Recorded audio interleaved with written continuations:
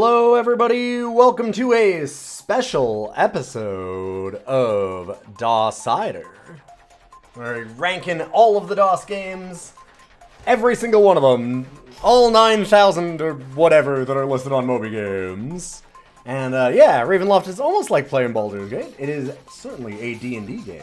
It's actually, it should be on the same system? I think that it might be the same system. I know that Ravenloft is on Advanced D&D, like, 2nd edition. And I can't remember if Baldur's Gate gets into 3rd yet. I don't think it does. I think it's in... God, I can't remember what Baldur's Gate 1 is in. I know that it still has Thaco. So I can't remember when they got rid of Thaco. Thaco is definitely in this. Baldur's Gate is still AD&D. Alright, fair enough, fair enough. Sounds good. I will trust chat. I thought that it was still Advanced Dungeons & Dragons 2nd edition, but I wasn't 100%. Okay, still AD&D. Yeah, because they dropped the Advanced title after 2nd, right? When they did 2.5, and it dropped the AD&D, and then like 3 also dropped the A. It was just D&D at that point, I think.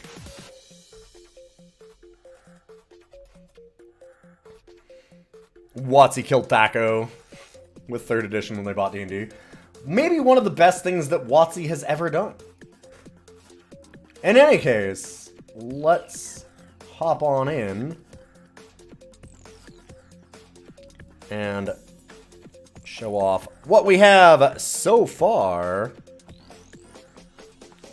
So we have so far rated 109. We're about to get to 110. We have a special episode of DOScider here, doing a little bit of Ravenloft, Strahd's Possession. Only makes sense to do it this way because Strahd's Possession is going to be a more in-depth thing than normal. Like, if I do 30 minutes of Strahd's Possession, I'm probably just going to get to character creation. We're not going to finish the game, but at the same time, get a little bit of a look. Alright, so we've got all the way from Doom, Maniac Mansion, Star Wars Dark Forces, Command & Conquer, and Warcraft 2 as our top 5, down to our bottom 5. Hi, buddy. Where we have International Ninja Rabbits, Scunny Lost in Space, The Flintstones, The Jetsons, and of course, All Dogs Go to Heaven 2. Or 1. Just All Dogs Go to Heaven. I think I watched All Dogs Go to Heaven 2, and it was also a giant pile of shit. But it's not honestly as bad as the DOS game. Hell of a thing. But hopefully, Ravenloft should be a lot better. A SSI classic, from my understanding. I've always heard really good things about it. More pets for the kitty. Don't worry, he'll get some. What he wants right now is food, because it's almost time to feed him. But yeah, we'll hop right into Strahd's Possession. And a reminder, if you want to look up any of these games in particular, we have a full playlist on YouTube. All of these numbers correspond to the episodes, so you can always check it out there. I will update that as we go through. Sorry, my cat's just trying to lay on the mouse. And if you want to suggest, or well, rather request a game, you can jump in the Discord if you're a sub or a patron. It's free for everybody, but there is a special channel if you're a sub. And you can suggest a game every month, 1 game a month, and I will rank it on DOScider. I can't guarantee that I'll immediately get to it, because sometimes, you know, things happen, life is around.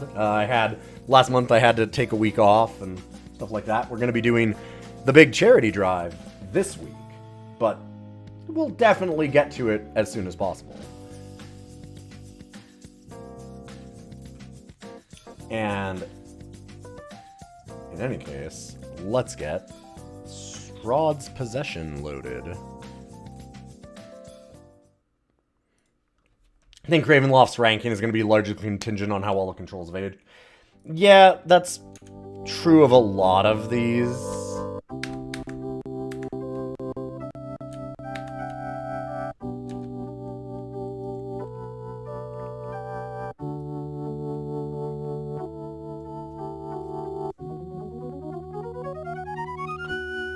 In a rush of explosive magic, the door to Delt's Hall is torn asunder. It's too late. Amid the debris lie Delt and the mage Baranta Chancel, still alive, yet both mauled.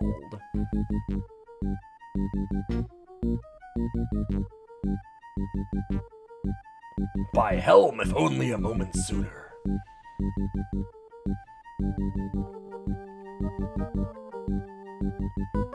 In his hand lies the holy symbol of Helm, the amulet torn from us. Cutthroat moves quickly toward the forest beyond the castle. Stop him and retrieve the amulet. Go now! A vow to Helm is sworn in Delt's presence, and a quest begins. Never shall the Lord of Elturel see his comrades again until the amulet is safely in their hands. I'm totally unfamiliar with the Ravenloft setting or like any of these names. Is Ravenloft in like the traditional kind of... I mean, I guess it's got helms, so it's probably in the Forgotten Realms, right? Yeah, Helm is a guardian protector god. I do know about Helm a little bit because I've played through Baldur's Gate 2. It's Forgotten Realms? Yeah, okay. Ravenloft is its own plane of existence. Oh, okay. So, not Forgotten. But I mean, I guess they go through planes in that, so I don't know.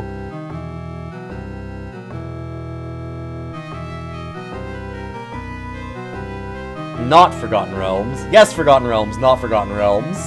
But a plot of existence. God damn it. It's in a world run by dark gods that disconnected it from the other dimensions. Not Faerun. But still Forgotten Realms, but not Faerun.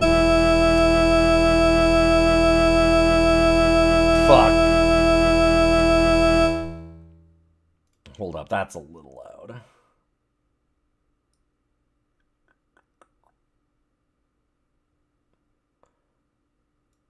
Probably like there? From what I saw, by the way, I did read through the manual, and I should probably pull it back up again, actually. But as far as like the controls being archaic, it seems pretty standard for RPGs of the day, which is a good sign because I'm at least moderately familiar with a lot of different RPGs. That being said, we'll see how it goes ultimately.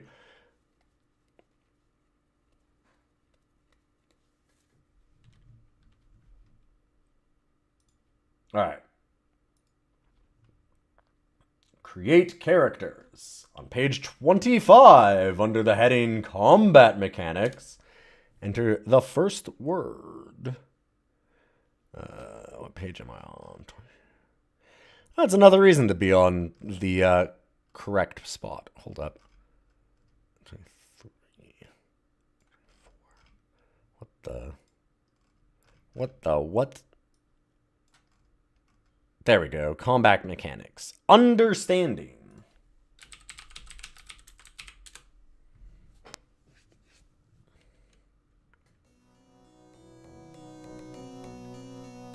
He's got some really cool art already. I do like this.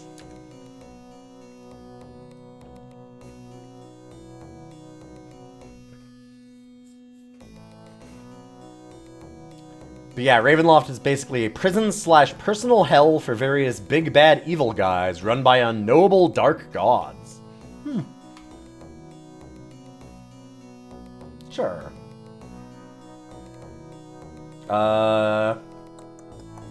What we're gonna do... So, my understanding is you get 2 characters at the beginning. The left side of our portraits, there's going to be 4 portraits. We're only going to fill out 2. And the left side will be our front row eventually, and then the right is the back row when we get more characters.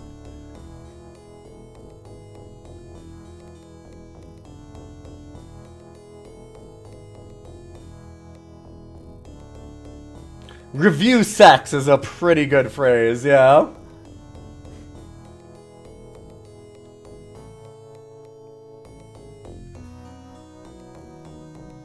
Should we want to do like a gnome thief? Just the classic. Oh, right, you can also multi-class. We could do like a fighter thief or a cleric thief. This is the one part that I didn't read all of the stuff on, because I've played D&D before. And like D&D games in this kind of... Like, again, I've done AD&D games. Like Baldur's Gate 2 kind of stuff. And I didn't... It's so much. It's just so much. And also, depending on like how they decide to tweak it to make it into the game, can really change how good things are, or like how many modules have come out. Because I remember in Baldur's Gate 2, Kensai was fucked. Like, stupid broken. Sword sages were wild. So like, I don't know how bad the multi-classes would be. From what you understand of Ravenloft, oops, all clerics might be wise. We could do a cleric thief. That'd be funny. I like the idea of a thief cleric. It's probably a bad idea, but...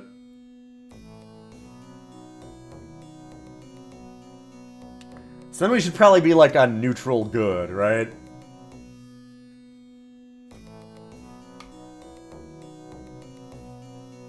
I don't think lawful good makes sense.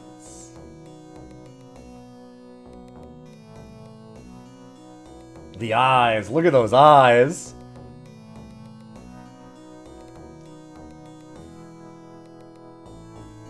Ooh, she looks angry.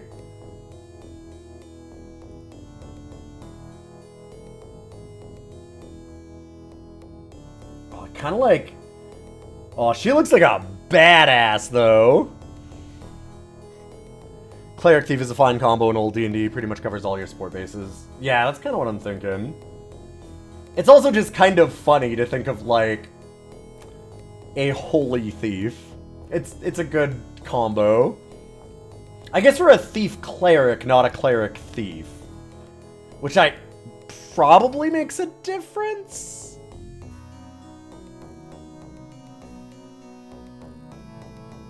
So here's a funny thing. I did see on tips for this game that, like, don't be worried about, like, overstatting your characters, because this game's fucking mean. But you can actually just go in and be like...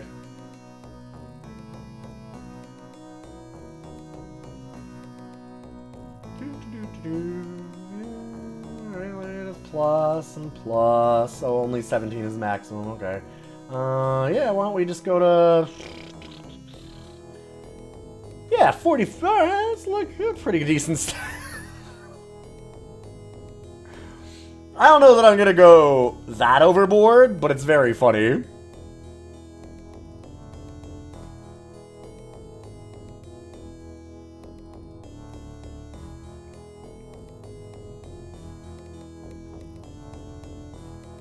Wait, I can't go lower than 18? Huh.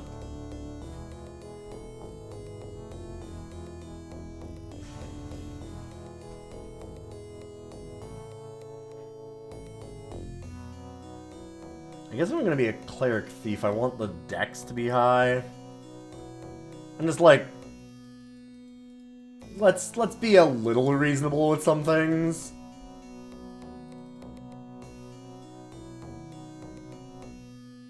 Like, that's still stupid broken, but it's not just everything maxed to the absolute.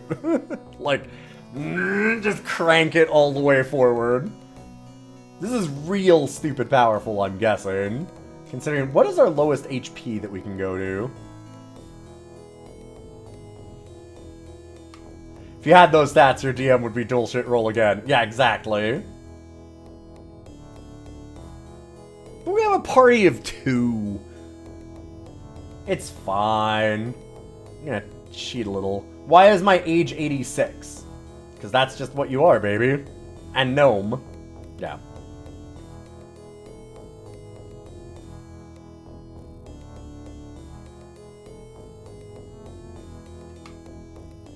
Gnomes be old.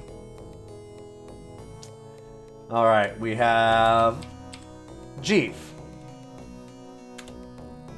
Just so you enjoy the game, high HP might be helpful. That's what I'm doing.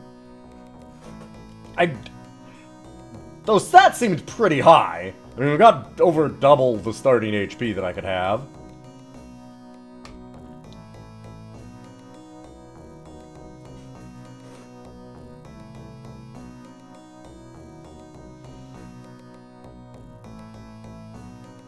I'm just kind of curious what kind of... Yeah, fighter thief.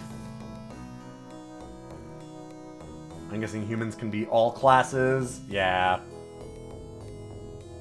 The Lollipop Guild team. I mean, I'd like to, but I kind of want a paladin.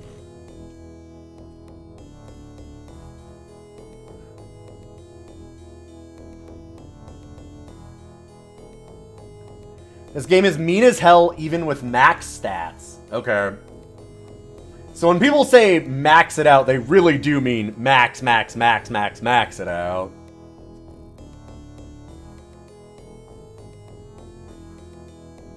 I did always find it very funny that you can do a fighter cleric, and like also paladin is different.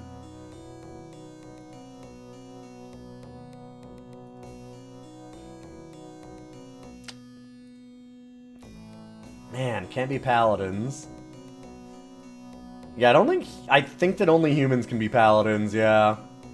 I don't even think half-elf. Man. Keep rolling for the chance at all 18s. You don't even have to. I'll show you Subwoofer. It's kind of amazing.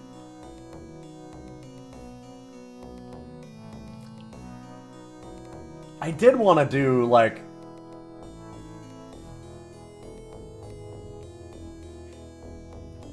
Okay, here. We're going to redo that first character. Since people are saying this game's mean as hell even at max stats, and also there was a good suggestion. Alright, Cleric Thief. Sure. Neutral good. We're not going to be lawful good. We're a thief.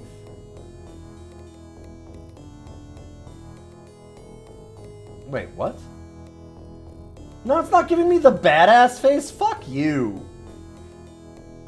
Because I chose to do Cleric Thief first instead of the other way? God damn it. Fine. Thief, Cleric. Now will it give me the same faces?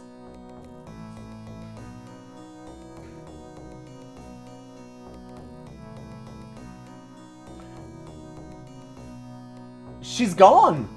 Oh, because it's already on, because I already used it.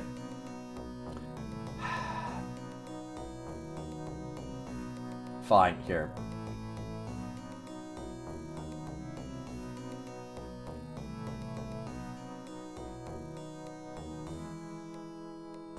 Is there a way to, like, change anything? Fine. Obnoxious.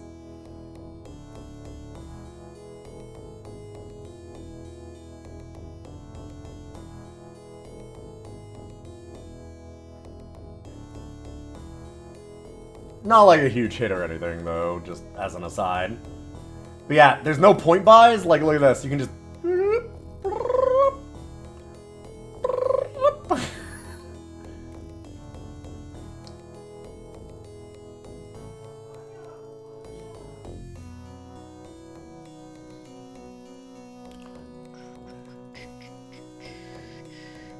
No squad of Melvins.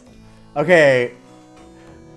I will say, it's not like Oth stole this bit from me or anything, but we had groups of Jeef way before the Melvins came around. Like a year and a half before that. We had a party of Jeef, and Zoltan Jr.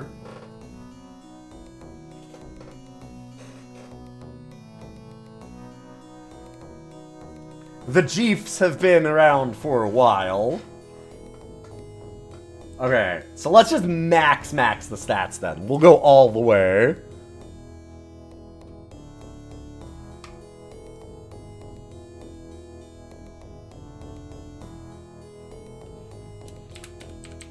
And I had to do all that just to rename the gnome Jeef.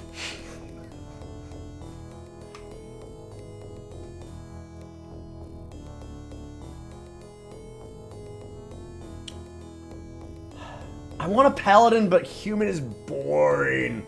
Ugh.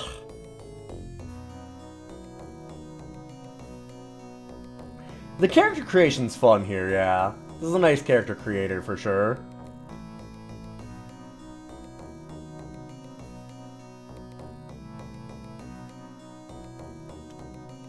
Fighter cleric is basically a paladin. Yeah, but still. Everybody's mentioned the review sex, yeah. I probably need a wizard. I mean, I don't know. We're gonna get more characters. Right? Like, kind of curious. Okay, can we do, like, paladin? No. Yeah, I figured. Like, can paladin be crossed with anything?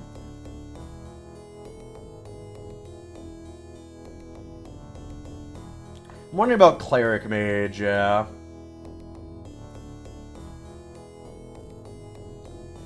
Nah, that's alright. We don't need to know about the NPCs. We'll figure it out. Appreciate it, though. Paladin must be lawful good, yes. I mean, that's classic D&D, yeah.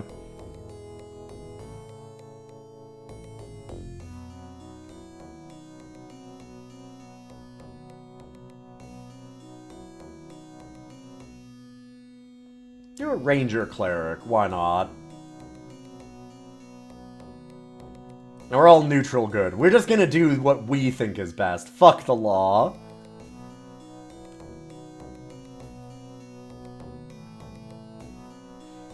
God, her eyes are just... You never personally agreed with human is boring insofar as most fantasy species are deliberately stereotypical. Yeah, that's fair. It's more that I want to be something that's more... Yeah. You're not wrong, Cormorants. I'm not a D&D person in general, to be honest. Like, the whole, like, having to... I've always hated the idea of, like, the alignment system and stuff. It's like... I don't know.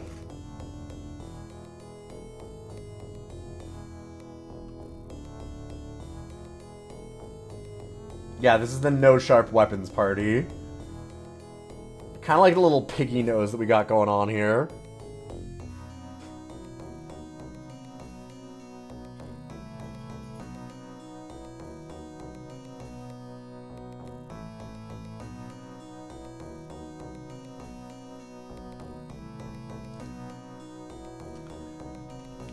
Yeah, honestly, like, all the race and alignment kind of stuff has always been like, I always wanted to break out of all that stuff.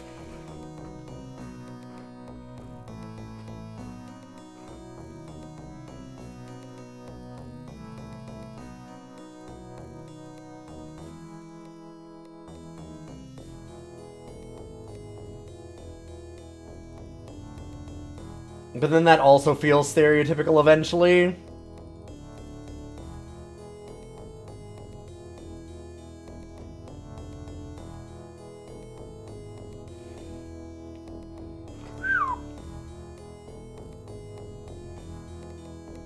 I tried to keep cranking the percentage strength. I cannot. My strength cannot go higher. Look. Trust me, I maxed it. I understand percentage strength, but...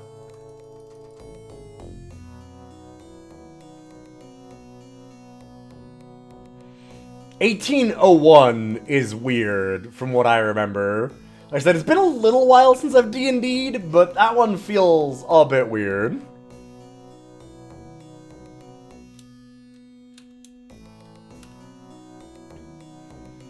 Possibly the only thing dumber than Thaco. You can't tell me that something's dumber than Thaco, please.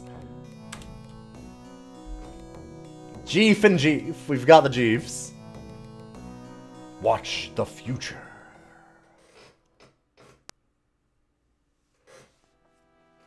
Look there, a twisted branch. Leaves turned against the wind. Yes, I was right.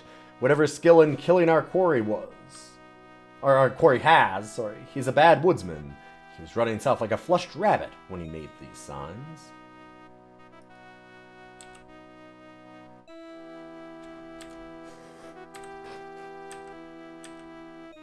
So, I know that a lot of...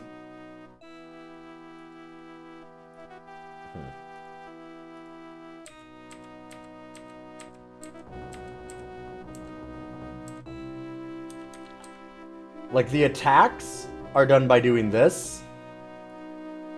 We can look at our spell books with that holy symbol. If we wanted to do ranged attacks, we have to put the sling in our hands first. Stone of Good Luck. Sure. Lockpicks. And a sling pouch. Ivory scroll case.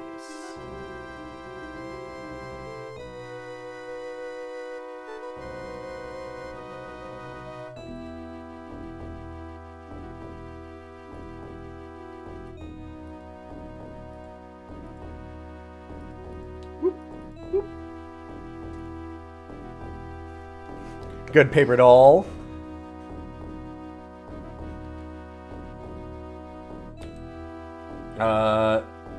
Stepping mode is off or on. Oh, right, because you can, like, hold things and it'll... So stepping mode is the more, like, classic turns, if I remember correctly.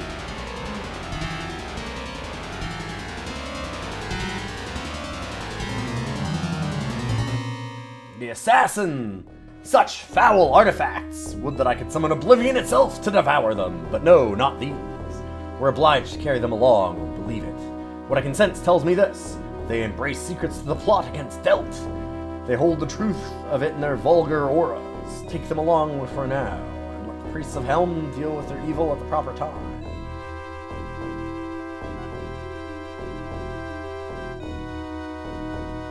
Wait. Quest done. We did it. We win.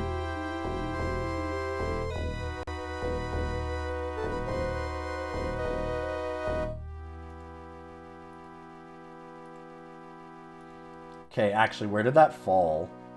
Did we just accidentally drop it on the ground? We might have. Whoa.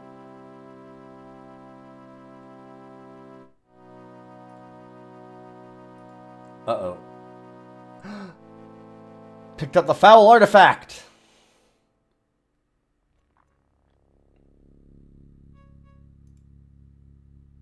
Do you sense it? Look about. This is not where we stood a moment ago. It seems most unnatural.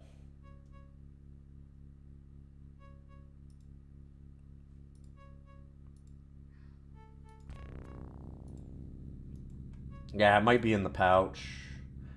Which... God... I need to look at that again. To open the pouch.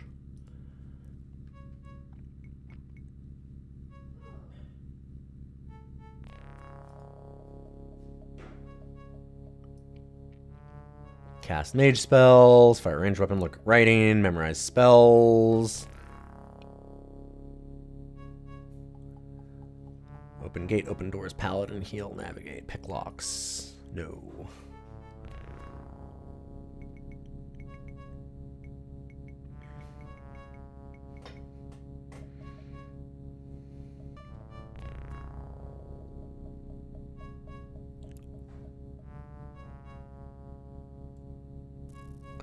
Objects in the character's hands. Yeah.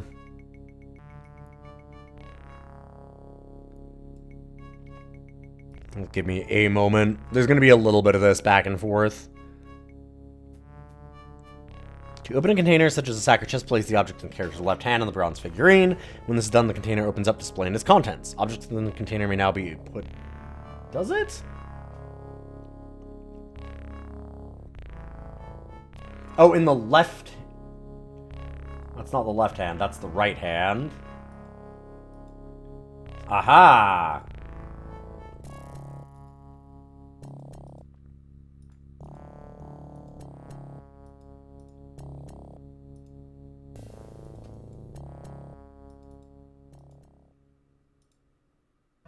There we go. I am beset by madness, perhaps insane. I commit these few words to paper that others might better judge my fate. Born to this land, my life's yearning focused on but one event: to escape Ravenloft. This I accomplished. How I managed it, what secrets I acquired, and what I stole from an undead lich is unimportant. That seems pretty important. Know this, that in delving into arcane lore and ancient manuscripts, I came upon knowledge of the one article which might destroy Strahd. Further, in the land beyond Ravenloft, I may have found it. Through deceitful and tortuous searches, many of which I only half believe, I have come to the conclusion that a charm worn by Lord Delt is the holy symbol of Ravenkind. What is my madness? That after escaping Ravenloft, my heart tells me I must steal Delt's amulet, even if it means the death of that good lord. And with a charm I only half believe might be Strahd's doom, I must return to Ravenloft. Only I, it seems, might free my people from their eternal fate. Oh shit! Wait, did we fuck up the good guy? We may have.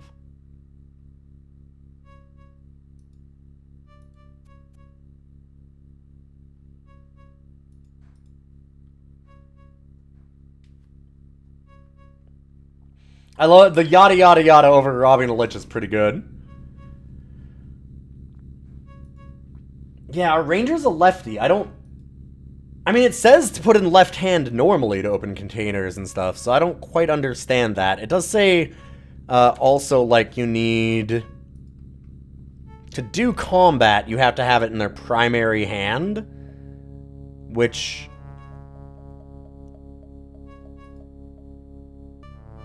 I always thought was the right, but I guess not, maybe?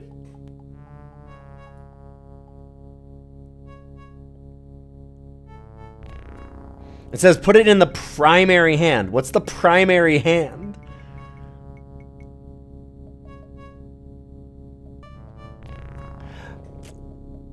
What is the primary hand? Hold up. Wait a minute. Wait a minute.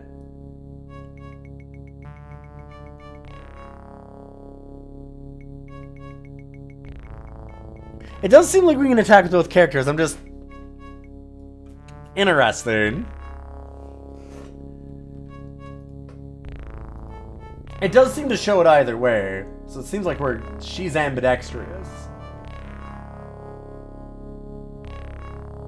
So I guess? Alright, we can pray for spells on this one. Oh. Right. Or just cast them. To pray for spells, is it right click at this point? No. I saw that earlier, but...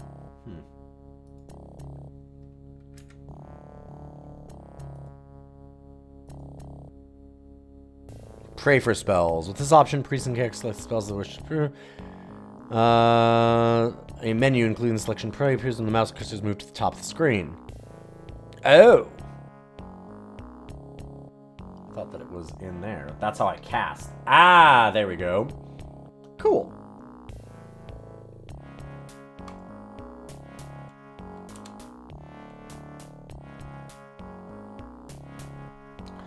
We've cheated our stats. We fought a single dude and one of our party members is a third dead. Yeah, I did notice that.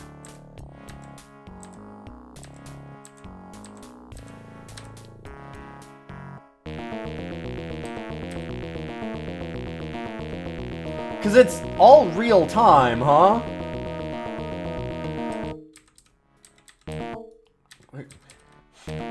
What the f... Okay, listen.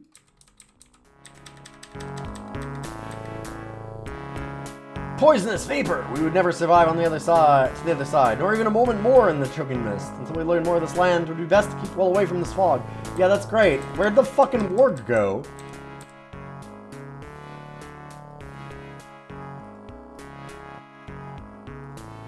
Did we kill it?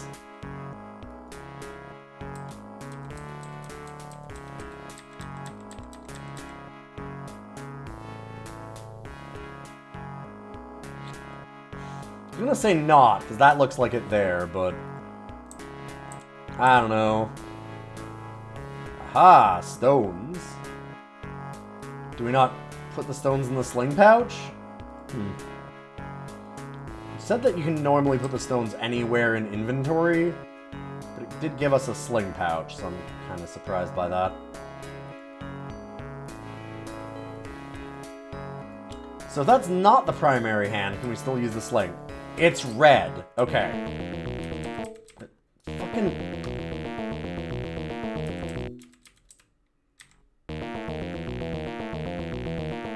Oh, man. And down. Jesus Christ.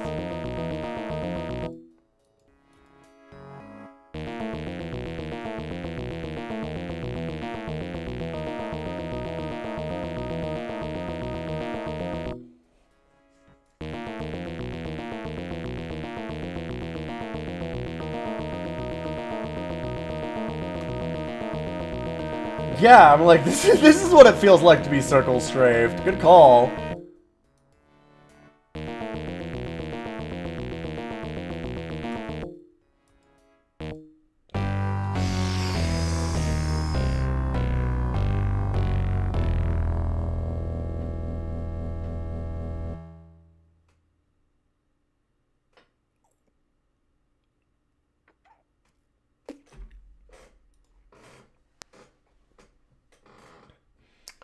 Well, goddamn.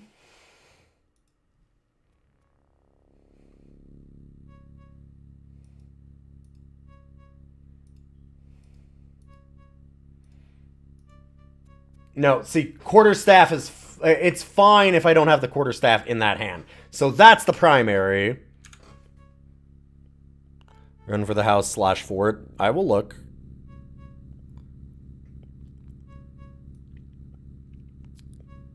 Because I looked at how to do combat, but I didn't think that it was just always going to be like that.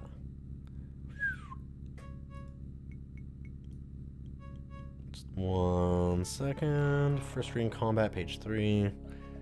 Plan in depth. Advanced strategy.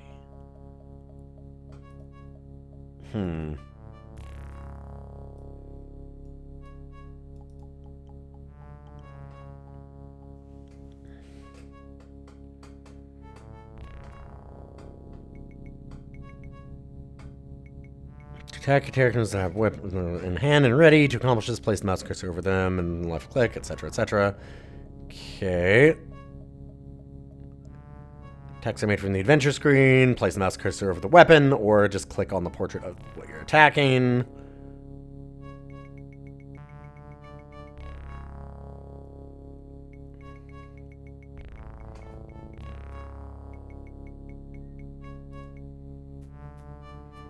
It doesn't seem like there's a second mode. This is just the learning curve for ancient janky controls. A little bit. I did turn it into step mode. I am in step mode. Or I was.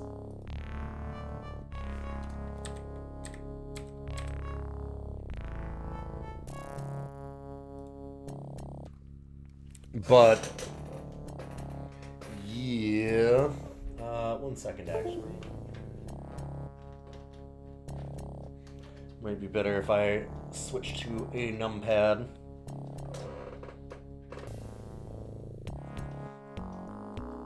I don't think there's a turn-based mode. I think that it's just the step mode.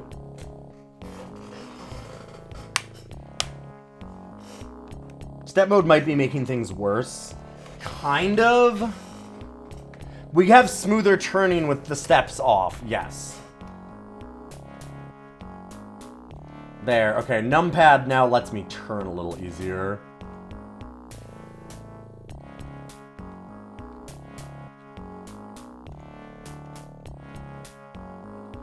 Yeah, it seems like it's only real time.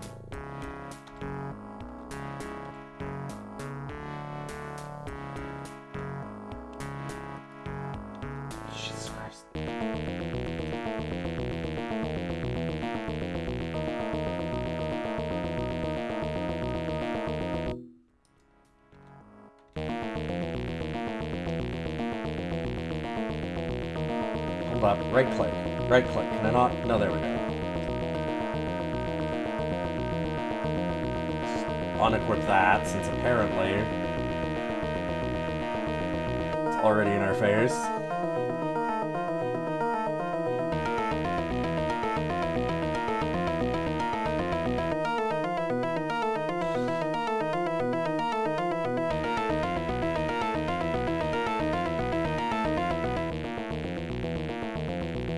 Wow.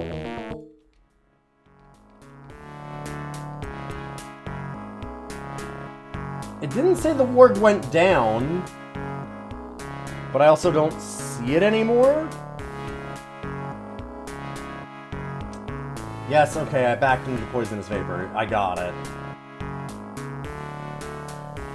We're turning like 90 degrees, yes, but even without that, that is pretty rough.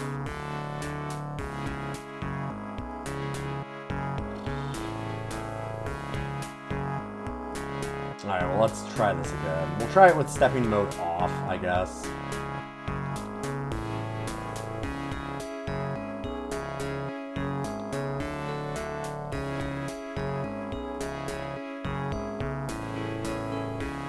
Alright, he's just real damn fast, is the thing.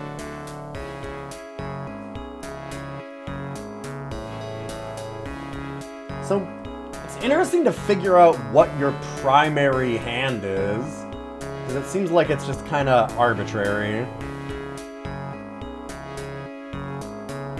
I guess it probably does it at random.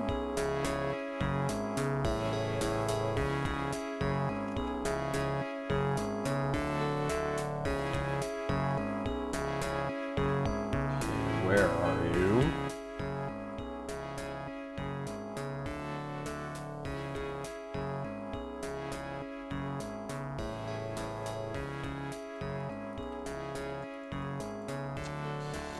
Alright, yep. You were right, we have to hold a sling pouch in the other hand, you're right.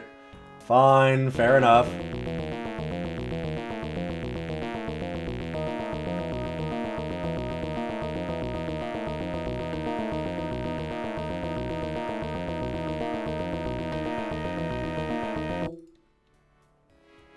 Okay, we got one.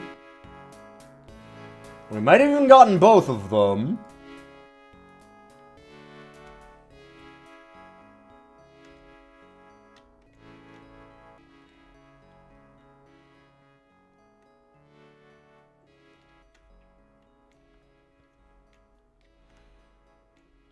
That did go better.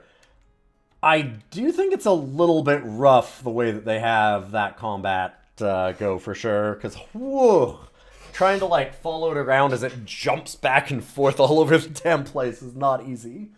Hi, buddy. Got a friend coming in. Doesn't look like much in here. Barely worth bothering if you ask me. But then, no wait! There upon the floor, what appears to be a trap door.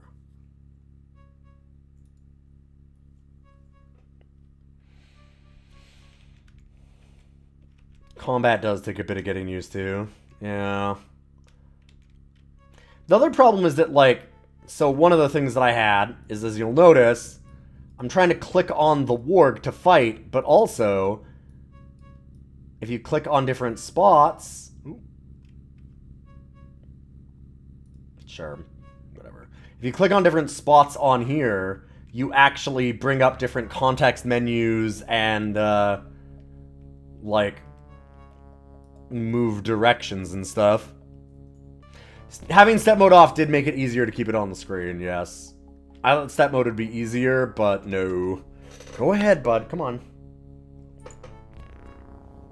You sitting there and staring expectantly up at me is even worse than what you're doing now.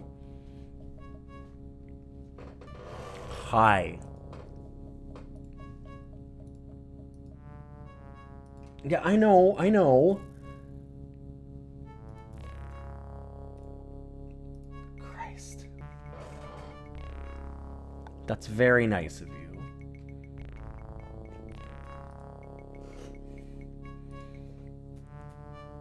Pick up the skeleton's parchment. I do like that it's the skeleton's parchment. You know, like he was always a skeleton. Oh, hi. Strahd von Zarovich, master of Barovia. If the heart of this dark land has a name, it is Strahd, my lord and my destroyer. As I die, let me write that I could never freely say, that the very air about us bears the stench of Strahd's foul will. Signed skeleton at birth. Yes, exactly. let it be my epitaph, that if I had the strength of youth, no assassin of the Baal Verzai would more willingly devote himself to Strahd's destruction. With my last breath, I curse his name. Let him know I died mad. Strahd has the worst bronze. You have no idea. Hi. I know, you're having trouble getting around all the keyboards. Yes. You know, you could go into your tower anyway. There you go. Good boy.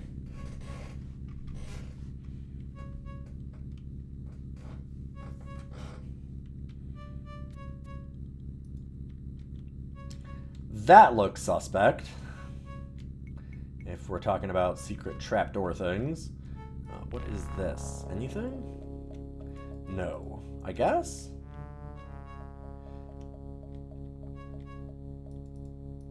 Nope. Alright.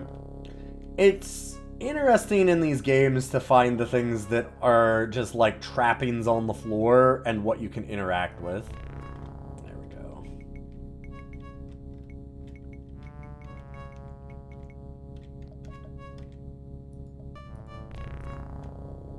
Do I just... Yep. Okay. Fair enough.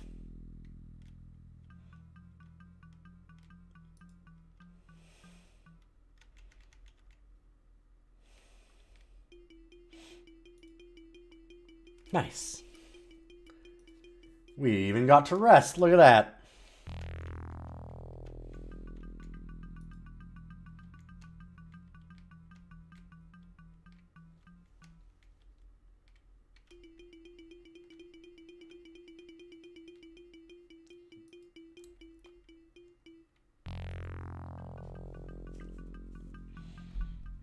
Did that say rest for 168 hours? I thought it said 168 minutes, but I could be wrong.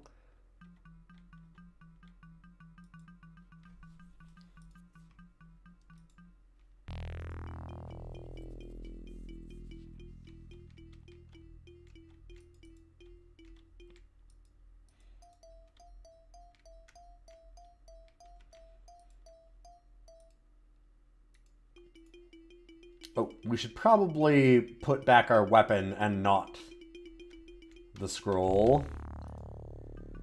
These games always tended to strive a lot more for, like, accuracy in a way, rather than playability, which is a major strike against them, honestly. There's definitely a bit of jank that I like, and I like when games kind of do that, but there's something very obnoxious about, like, well, you can't read that paper yet. You didn't put it in your hand. And it's like, we know that we'd pick it up with our hand. Just let me fucking use it. Like, oh, you can't open up that sack. It's not in your hand yet. Okay, fine. I put it in my hand. Like, it's like the most obnoxious DM. Where you're like, I pick up the rock, and they're like, oh, so what are you putting down? And you're like, okay, fine. I put my weapon away and then pick up the rock. Fine. Is that better? Like, it's that nitpicky shit. The SSI games seem to have done that a lot. Yeah, cut the pointless busy work and just tell me what the paper says. Well, what if you get ambushed in the meantime? And it's like, well, that would make you a real prick. Like... why can I not just see the flavor of this world that you're trying to build for me without that being a problem?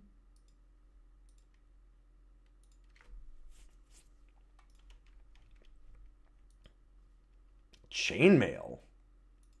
Neat.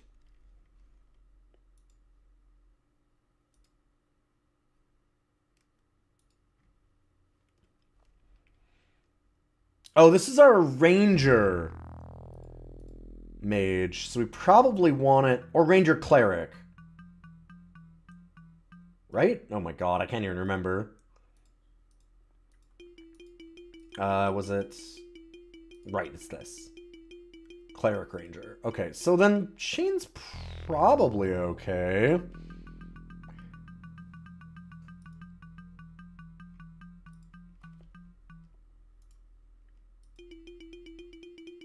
The Bal Verzai dagger. And a cleric scroll of Raise Dead. Alright, I'm gonna put...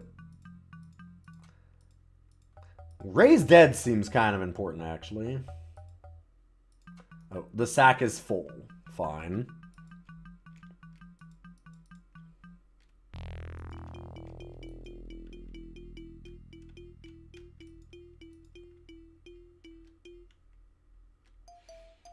Don't see a place for gold or currency. Is there a reason to keep old equipment? That's a great question. We'll find out, won't we?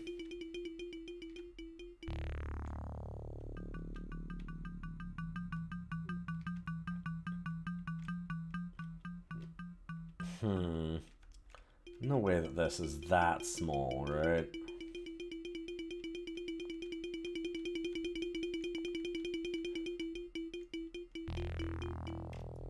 Might be.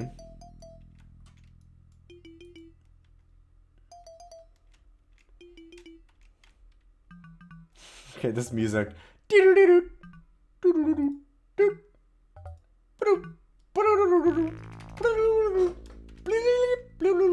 Like, what is happening?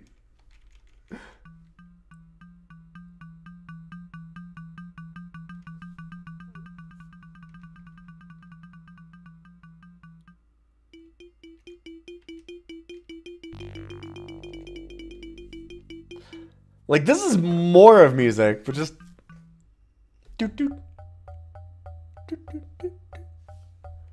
Yeah, this is probably somewhere to just rest. Yeah.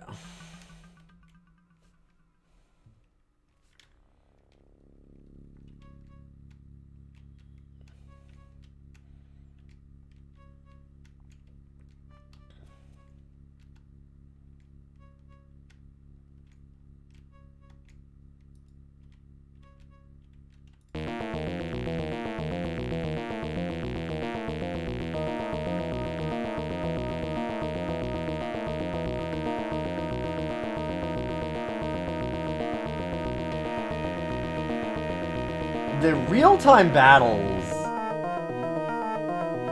are pretty rough.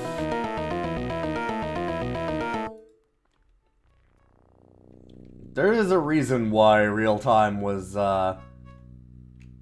optional in a lot of games, because damn.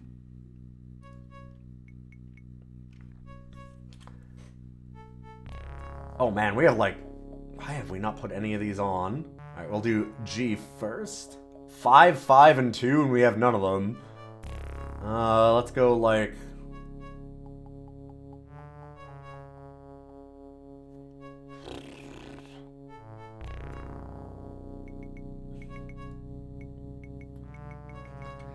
It does not help the enemies do not need time to run turn around. Also that they tend to, like, jump through you to go directly behind you. Like, they just kind of ignore that you're there. Most of the time, enemies in this kind of a game, especially if they do real-time, they'd run... It kind of sucks they don't have more animation than that, but they just run directly into you, and then just sit there.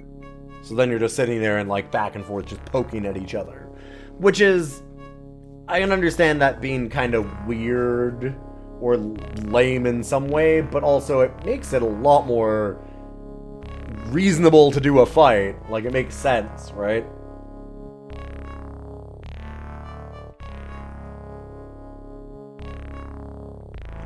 God, I gotta remember what all the D&D spells are. I wonder if I need a slow poison, maybe.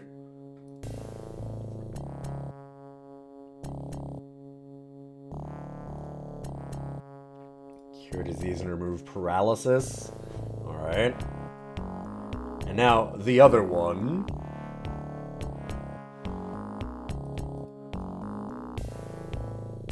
How about a detect magic?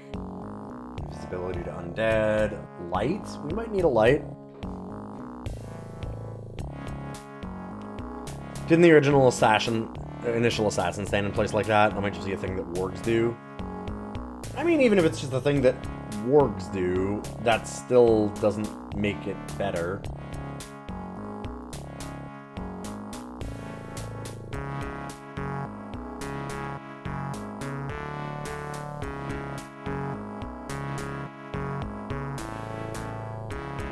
having any enemies do it is not exactly amazing. Yeah, I'm thinking about the negative plane. Dispel. Alright.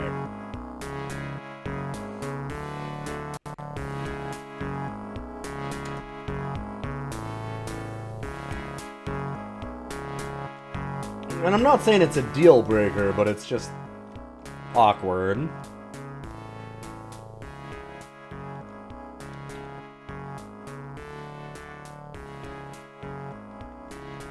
Something there. I'm just trying to like look around and see if there's any wargs running around or anything. Let's go with this. Oh, there we are. How about sling?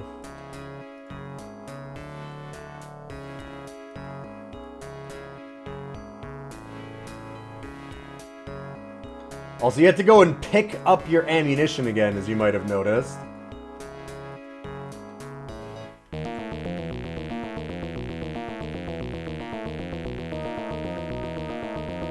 Kind of love this combat music. It almost reminds me a little bit of like a Jimmy and the Pulsating Mass track. Alright, is it dead? I don't know, because sometimes it's jump behind us and stop that sound.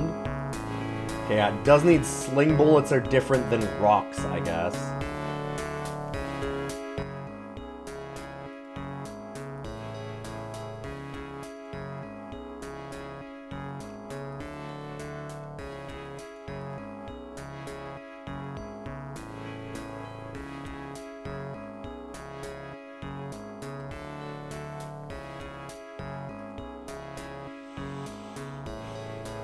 The party.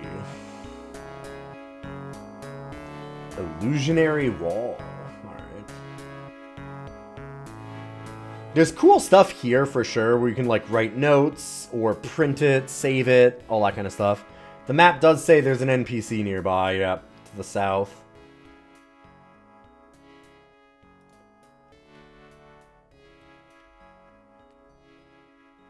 It was southwest, right? Yeah, definitely. More that way, though. And just saving prodigiously.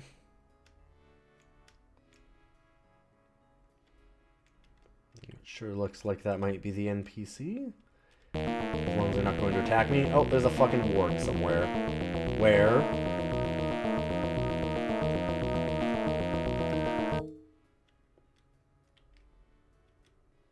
Okay.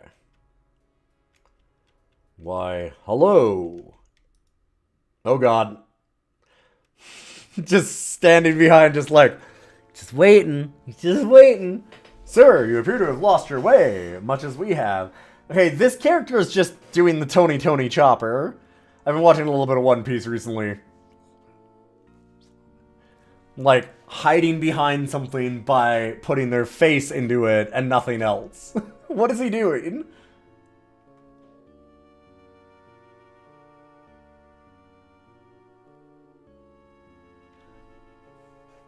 Do you know of the dwelling nearby? We came upon a hut where the welcome died out long ago.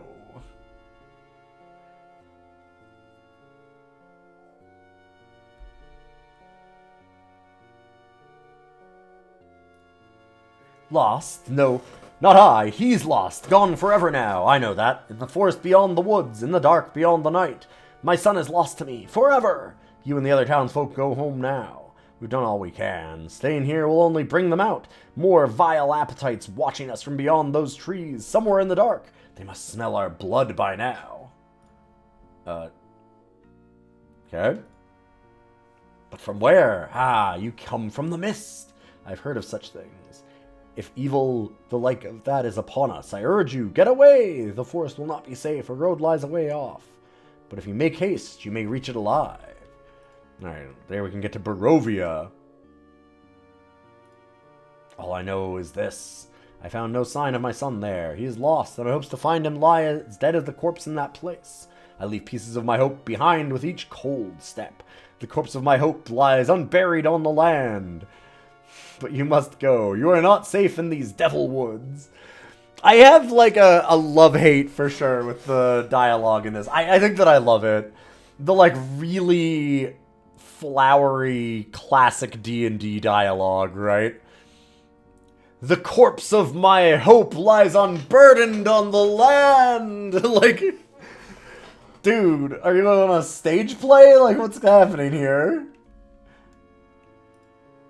Aye, the name is no mystery. Here you breathe it on the air. You feel it from every fire and hear it on the whispers of the night. Like, dude, I just need to know if Strahd's around. Do you just know who he is? I don't need to talk. Look to the peaks, the rocks, the streams. There is Strahd. No, wait, is he in this creek? I don't want to know. Where is he? 'Twas Lord Strahd freed the land from old Dorian, sometimes called Dorian the Pig-Hearted. But that was long, long ago. Take care, for Strahd brooks no insult and applies justice with an iron hand.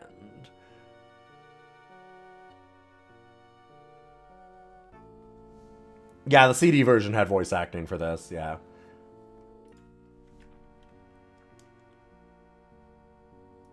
Alright, thanks, sir.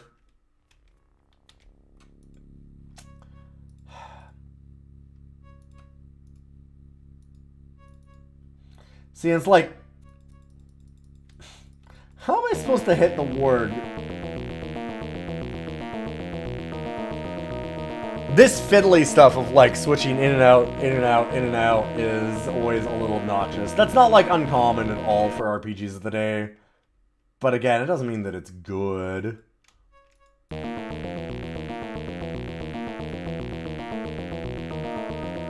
man, the way that these words just like move around in every direction.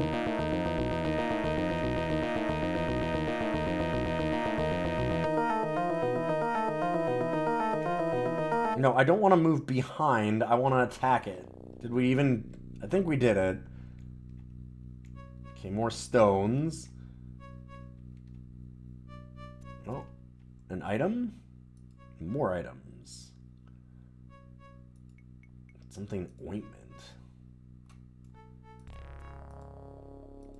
I feel like I should just get rid of the stones.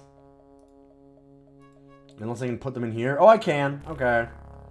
Alright, fair enough. Probably worse than bullets. Oh, god damn it.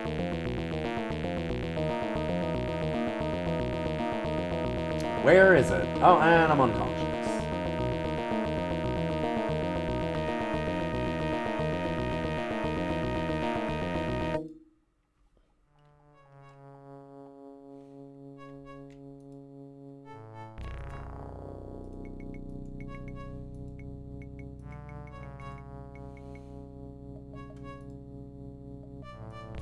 AC bonus 1, AC bonus 1. Weight 10, weight 10. Cool.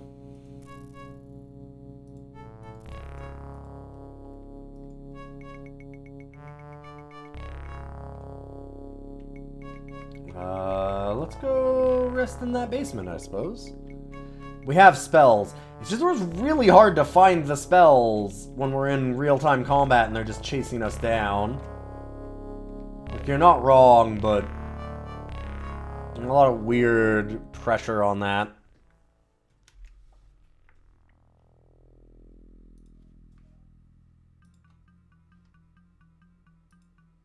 Oh, is she dead?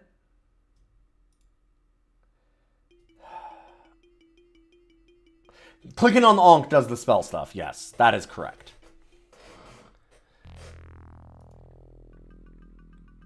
Yeah, we can do this right here. Yeah. Okay, so I guess that does mean that they are in fact dead.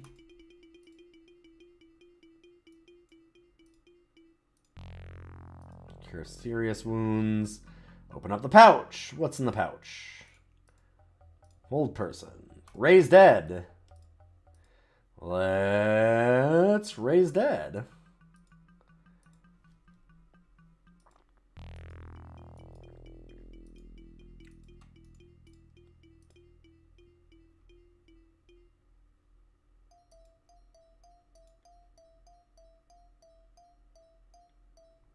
Okay.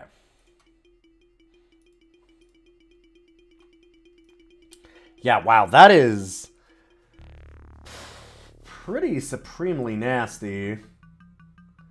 It looks like the shield is grayed out, probably because we were not allowed to use it.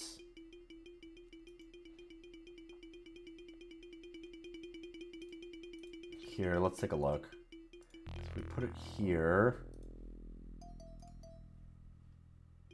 Yeah, it's highlighted there. Did I lose stats from the death? Nope, it looks okay.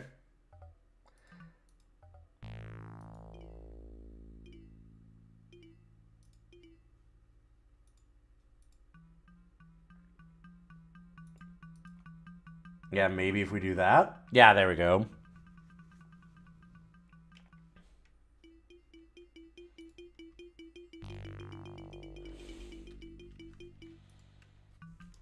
Yeah, quarterstaff is two-handed weapon, which makes sense, actually.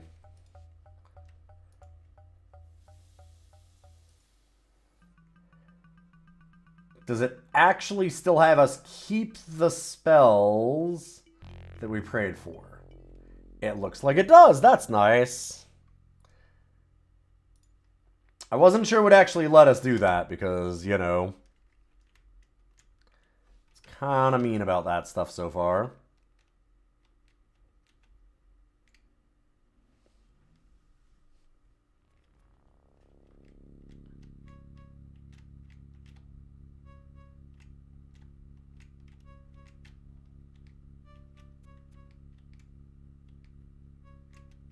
Fuck. Yeah.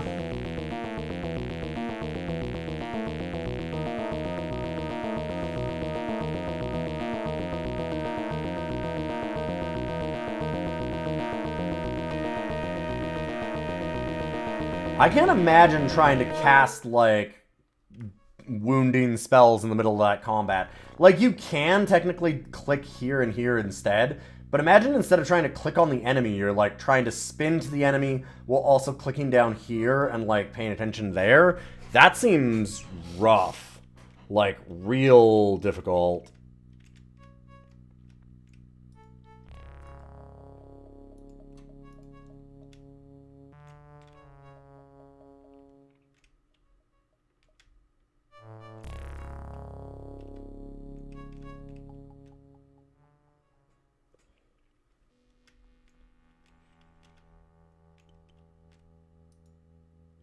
If you walk my land, then heed my laws. A warning to those who defy my will. Strahd. It's like the combat was balanced around being 15 FPS.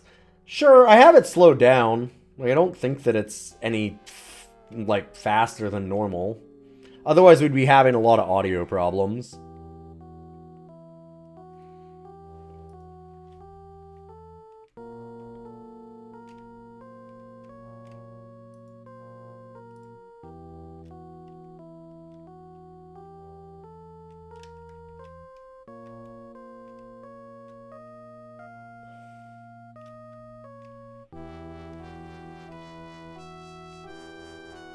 Like, I don't know, it might be a little faster and smoother than before, but it's not like, shouldn't be wildly off, that's for sure.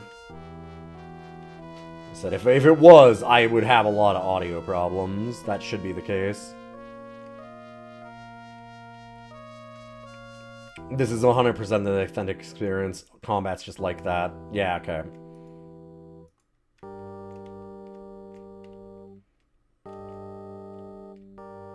What is happening with this dude's eyes?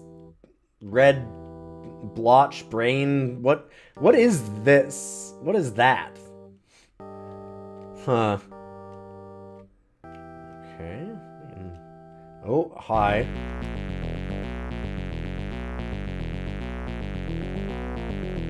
Oh, wow, it doesn't even pause. Ooh. Yeah, how would you ever cast, like, cause wounds? Holy shit.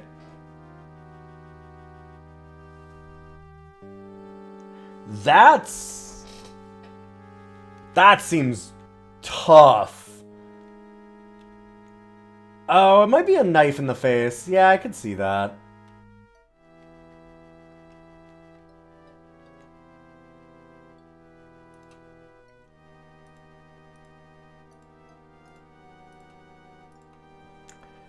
Yeah, I will say, like, yes, it's less accurate in a way, but say something like Might and Magic 4 and 5. I want to talk about this a little bit to, like, compare to other RPGs and stuff of the day and the way that SSI does things and the way that, like, other companies did things.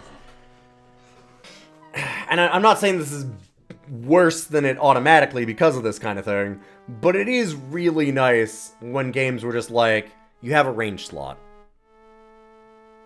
Because, I mean, how much do you want to keep doing this every time that they're a distance? You go like this, and then you have to like, okay, oh, and now they're too close. Okay, so let's back to here, unequip that, put this back in, yeah. It's just tedious and time wasting, yeah.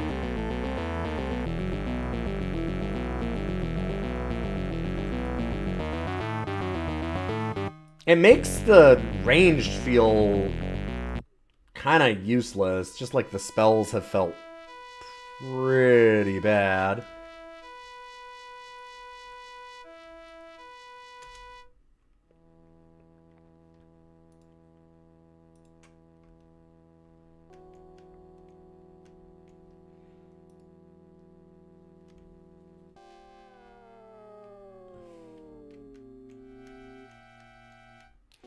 Real-time D&D just honestly doesn't work very well. Yeah, that's definitely part of it. And AD&D in general does not work particularly well. Also true.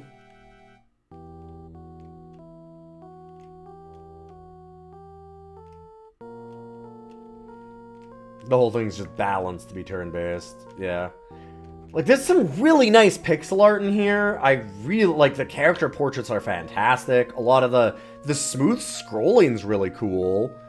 But the combat is just, like, brutally rough, it feels like. And not because of, like, our stats or anything, but more just, like, all of this stuff is just... Okay, yeah, it goes straight forward. Alright, let's swap it back out again.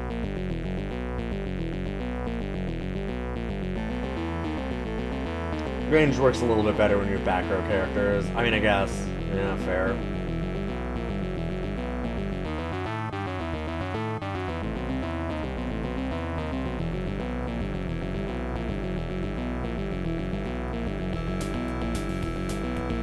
And yeah, it definitely does not seem like that initial assassin stood still either in front of us and, like, exchanged blows with us.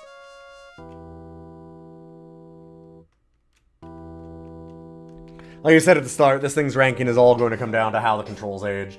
Yeah, in a lot of ways. Because it's not even just how they aged, because, I mean, World of Zine was very contemporary to this, right? Like, in World of Zine's controls feel much better for that kind of combat, because it's turn-based. This thing just shouldn't be real-time, right? Like, it's neat that there's smooth scrolling, and it feels really cool that way, that, like, they were actually able to do that. Let me just see. World of Zine. Because it should have been 94, 95, and this is 94. Yeah, 94. Yeah, it was the first one. And I mean, I understand that they probably were like, oh, look at how we can do smooth scrolling with this. Like, that's rare. That's really cool. But I wonder how much that just detracts from a lot of the combat type stuff that it's doing. Because that probably forced them to then do this real-time shit, and then it's just... I wonder how much the limitations are there. Zine is also on a grid. Yes. Exactly. But I think that just might work better. Like, there's a reason why everyone else was doing that. It's not just because they couldn't, it's also that you shouldn't, is maybe the thing. Like, that's kind of what I'm wondering, is how much of it is just... Also, nobody else... Like, I haven't seen a lot of games that did this. They're all turn-based grid back in these days. But... And I wonder, like, okay, well, is that nobody else could do it? Or that every other team looked at it and went...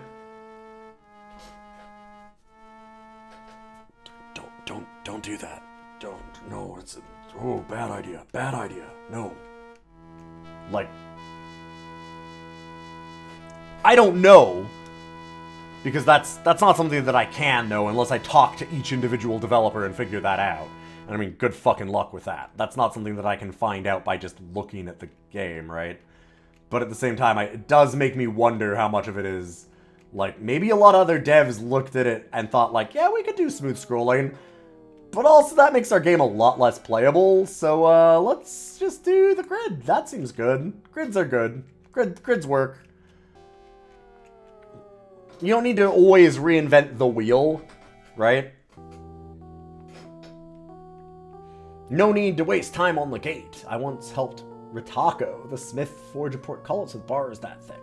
He and I lifted and hammered, burned our hands, and learned our lessons. And I tell you, I could lift a treasure vault easier than I can bend those bars. I say we go back. Okay.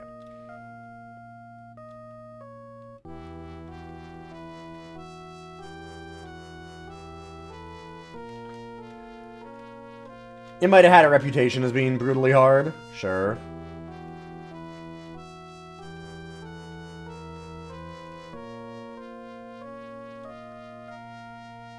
Expect mostly a grid was a lot easier and faster. I mean, that too, for sure. Lets you polish up other things. But that's kind of what I mean, is that, like, you didn't do grid combat, and you didn't do non-grid combat and smooth scrolling for a bunch of those kinds of things.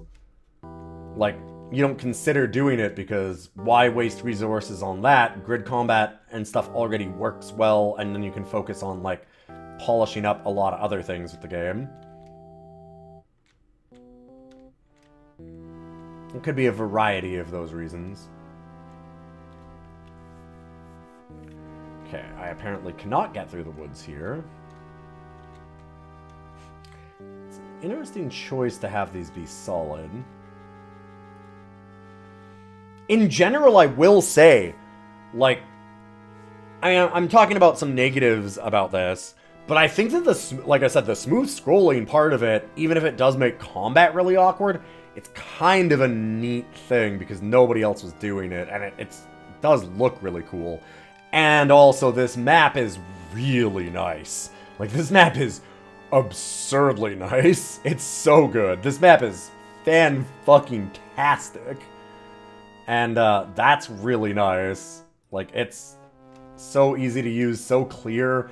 Being able to write text on it and stuff, like, it's better than MM9s. It's better than MM6, 7s, or 8s. Like, this map is great. I like a lot of these context controls up here in a way. The one thing that sucks about having the context controls, like we said before, that you have to click on enemies as one of the easiest ways to actually do combat. And if it's context controls here, where, like, clicking turns you and stuff, we've definitely had the problem of, like, which context is it doing? Especially as an enemy is, like, leaping around you. But I'd say in general it's more positive than negative.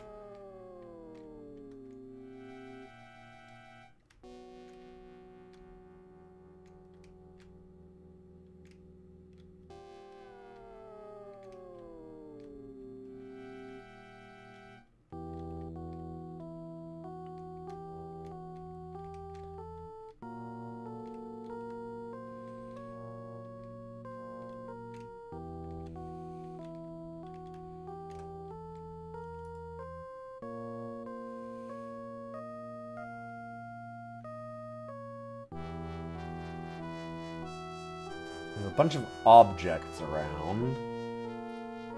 Looks like we've kind of discovered what's going on in this, like, little courtyard area, though.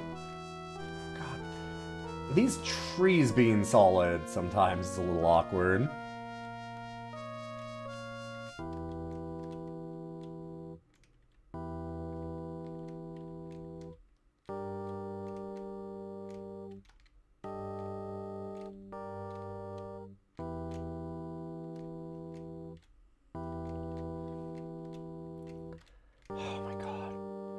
Can I just... Thank you. No, please. I'm getting cut on trees that I can't see. It's hard to explain because I'm, like, pressing forward but not going forward, and you can't really see that in chat. Another weird thing is you'll notice as I hold forward, you get acceleration. That is explained in the manual, but it's a weird feeling. It's not necessarily bad, because you can move fast, which is great, because that's the problem with a lot of the grid-based stuff. Like, there's trade-offs, for sure. It's not all negative that it does this smooth-scrolling real-time stuff, because actually moving from one area to the next and, like, telling where you're going feels so much better in this than a lot of the grid-based ones. The movement doesn't feel so weirdly jerky. It's just, it's a strange trade-off, because you've got, like, the movement's a lot better, and the combat feels a lot worse. You realize we've yet to be challenged by lawful authority. I'd say that foretells some rough going ahead. A highwayman might earn his keep along this stretch. And by the gods, remember who warned you when some ignorant thief comes screaming at us from the trees. Wait, I'm a thief. What are you saying about thieves, huh? Jeef?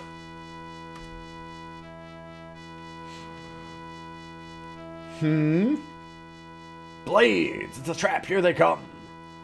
Their eyes glazed for a fight. God, I love the dialogue in a way. It's very cheesy, but I think that it knows what it's doing.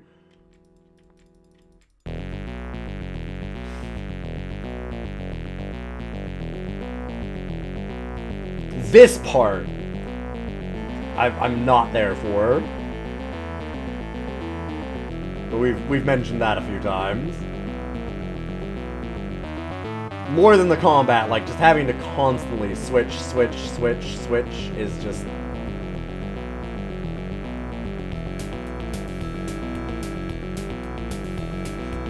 some pretty banging tracks, honestly.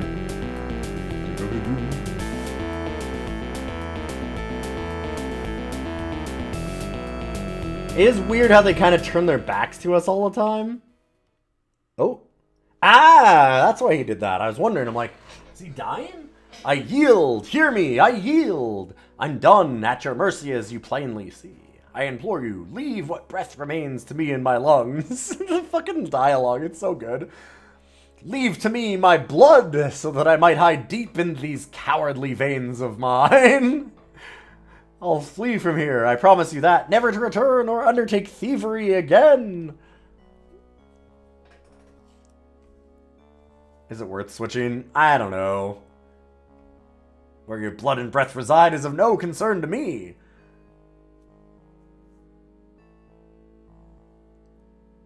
Yield, do you? Aye, wisdom comes quickly to the last man standing in a fight. Yeah, this is kind of fun. Ah, gentle soul, we were wrong to harass travelers of such generous disposition. I'll trouble you no more, except to alert you of our camp, which lies further down the road. A marker alongside the path, a large stone with an arrow carved upon it, will point the way. May my last words with you be to implore the gods to keep you safe.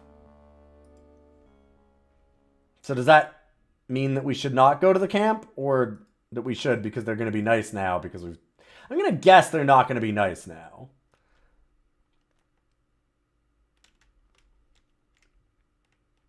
Just as a guess.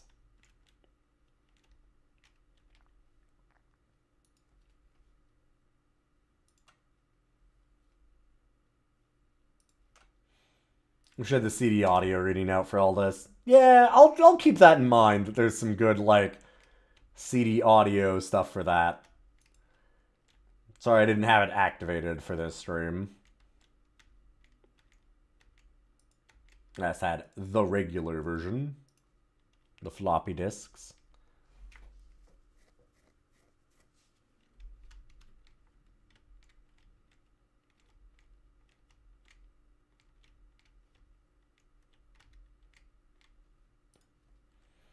Hey, schmuck.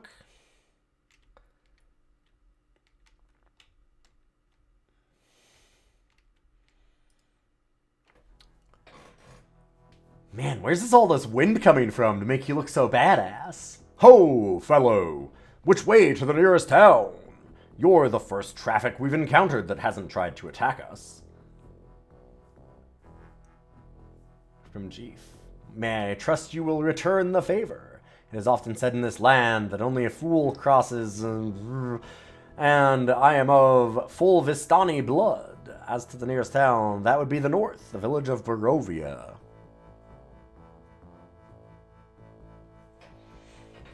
Always assume badass wind effects are self-made. If I was a mage of some type, I would just constantly cast little, like, minor fans in my face. Yeah. Wind magic, yeah. It's Barovia. Is it a Vistani town? Ha! No, Barovia is a place for Giorgios. Giorgio? For those not lucky enough to be born Vistani. The boundless world is a Vistani's home. Ah, but the land is not as boundless as it was once. And in places in the outer regions of Barovia, you will come upon a fog. Beware, it is a vapor, a poisonous mist that rots the organs. Only a Vistani potion can get you through.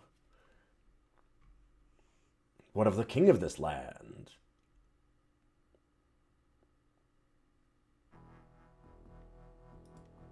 I'm afraid you are misinformed. For one, Strahd is no king. Our lord, Count Strahd von Zarovich, makes few laws, and his voice is rarely heard. He rules from the shadows. Even so, he is the lord, the land, and the law, a friend to the Vistani, and a just ruler. If you heard otherwise, your ears know the voice of an evil man.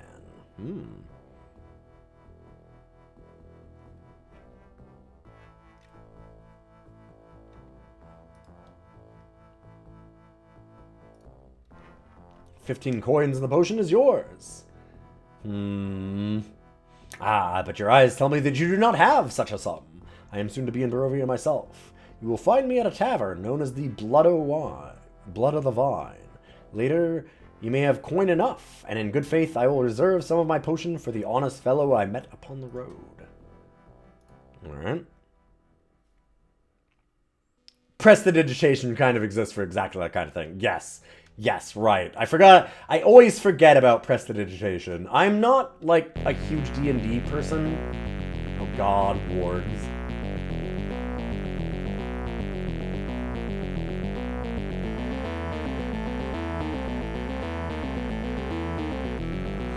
It would do so much for this game if they just had the enemies, like, run at you. So you weren't constantly, like, trying to go to the sides, because then, like I said, like, the sides make you turn, and then you're like, fuck, now it's further off the screen. The way that they, like, circle strafe you, essentially, is very something. Speaking of fans just off camera, though, just a total aside, I still remember one of the best shows that I ever went to for concerts. Little basement show in my area. For a guy that eventually, like right afterwards, he actually became a pretty big name in the metal scene. But he was in a power metal band, and of course the first thing he did was grab a gigantic fan and set it in front of his microphone stand so he could just like lean forward and have his hair start blowing back in the wind. He set up like 2 or 3 of them so he could do different poses. It was great. They played for like 6 hours, not kidding, until the bar kicked them out. And then he went, well, fuck this, they're kicking us out. Who's got a house we can go to?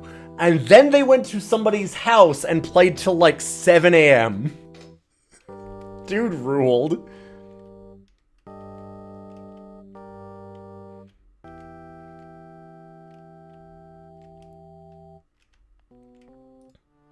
Do you see it? Off to the flank of the carriageway, a milestone of sorts. It's the marker leading to the brigands' encampment.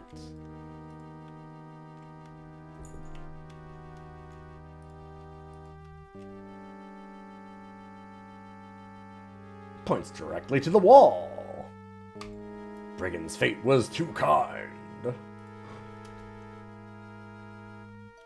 I like that they're very much trying to, Hey, be nice. Are we gonna talk? Nope, we're gonna fight. Okay.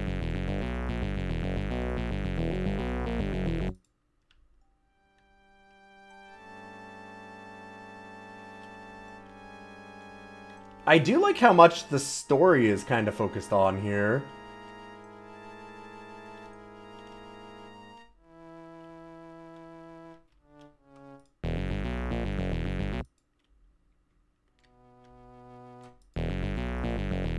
But yeah, that guy, if you ever want to look it up, I believe that the band that he went into now is Into Eternity, which was like a pretty big power metal band. I'm not really big into power metal, but I remember it being big at the time, and he was in, his band originally was Omega Crom.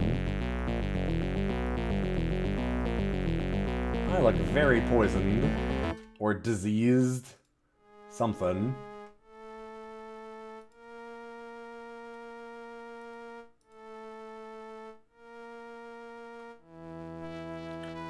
There is a way to look at that. Let me just think about that. It was the skull poisoned.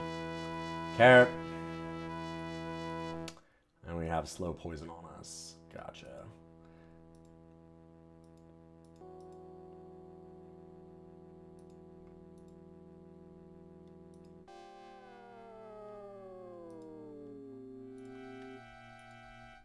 I really like how much plot there is in this.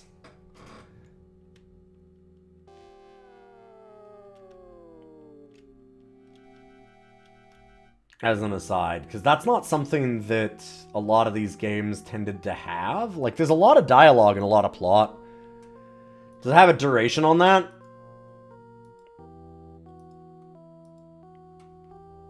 Doesn't seem like it. I didn't think that there was.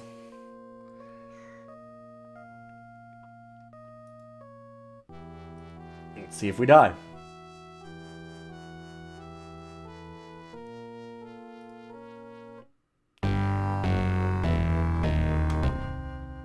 Yep. Fair enough.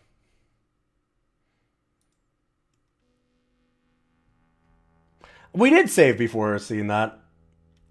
We're here. I'd saved a minute ago. Wait, why? It's back in stepping mode. Please don't do that. That's unfortunate then.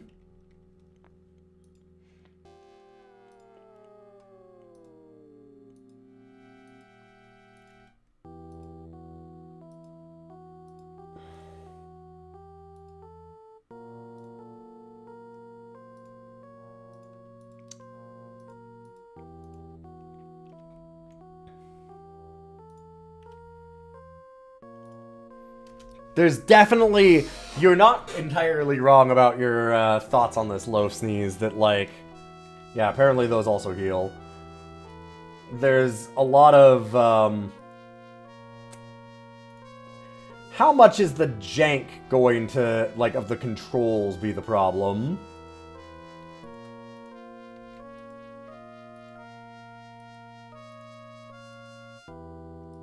Adamantine chainmail. Can't put it on. You can.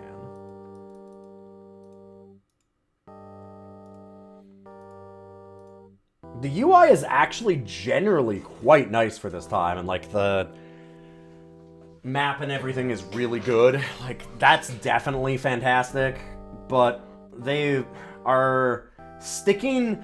It's funny because I feel like it's not the UI that's the issue, it's their insistence on, like, you have to put it in hand. That's really annoying. Like, if I could just come here and just click. Like, just double click it. Or click it onto the portrait or something. Bam! Used. Infinitely better. Having to go... Put it to hand. Take that off. Okay. Now use it. Okay. Now go back to here. Put it to hand. Okay. Done. Do it. Like...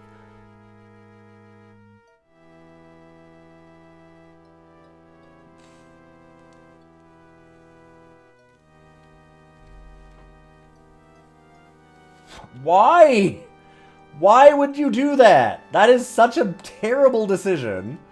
Start to finish. Bad idea. Fortune smiled on the quest. Here's the first scroll with a mage's spell composed upon it. After it is scribed into a spellbook, the power of its magic will be at our command. So that's kind of nice, giving us a little bit of like, hey, by the way, should be a mage.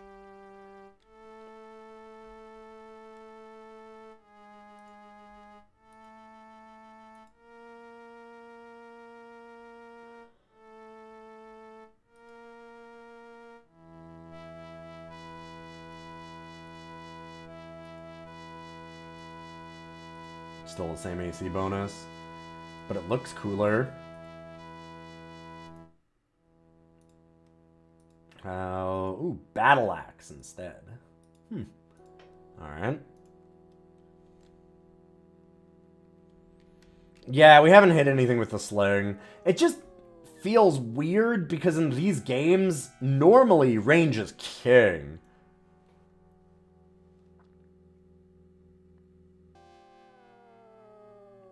It's just an awkward system. Like, again, now, okay, we want to look in this chest. Put it to hand. Get back out. Nope. How do I do this? What is the... Can I put things in the chest from here? No. Left hand even... Oh my god, but this character's primary hand is the other one! It switched the primary hand, so why would it need to be in left hand for this character? It's these little things that are really... quite something. Okay, throwing knives, oil of burning, and a sling pouch. Sure.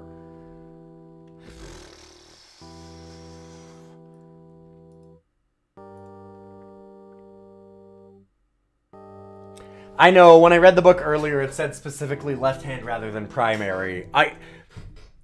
I definitely understand that, and I get it, but then, like... that there's a difference between primary and left hand? And it's different on different characters? It seems? Or, like, at least it's set up that way in the beginning with the way we're equipped, is... a very wild choice. Why even make it hand specific to begin with? Again, why put it in hands at all? Just right click or something and open it. It does.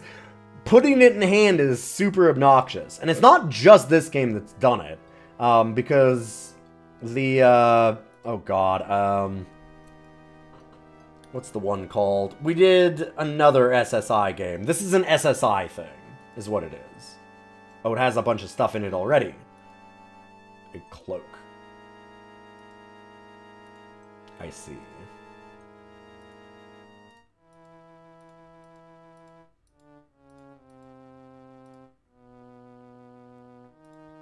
God, what was that other one that we did? I have it on the list.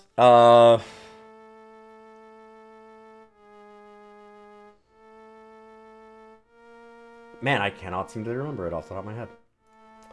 But we did another SSI game, and they did the same thing in that one. Like, it's just kind of a thing that they do. We did not do Eye of the Beholder. It was The Summoning. That's what it was. Thank you. You saying Eye of Beholder reminded me.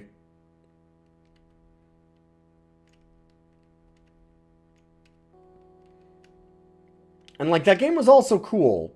But again, kind of had some similar... They were very, very big on the simminess of these games, and I feel like it's a weak point in a lot of the SSI stuff.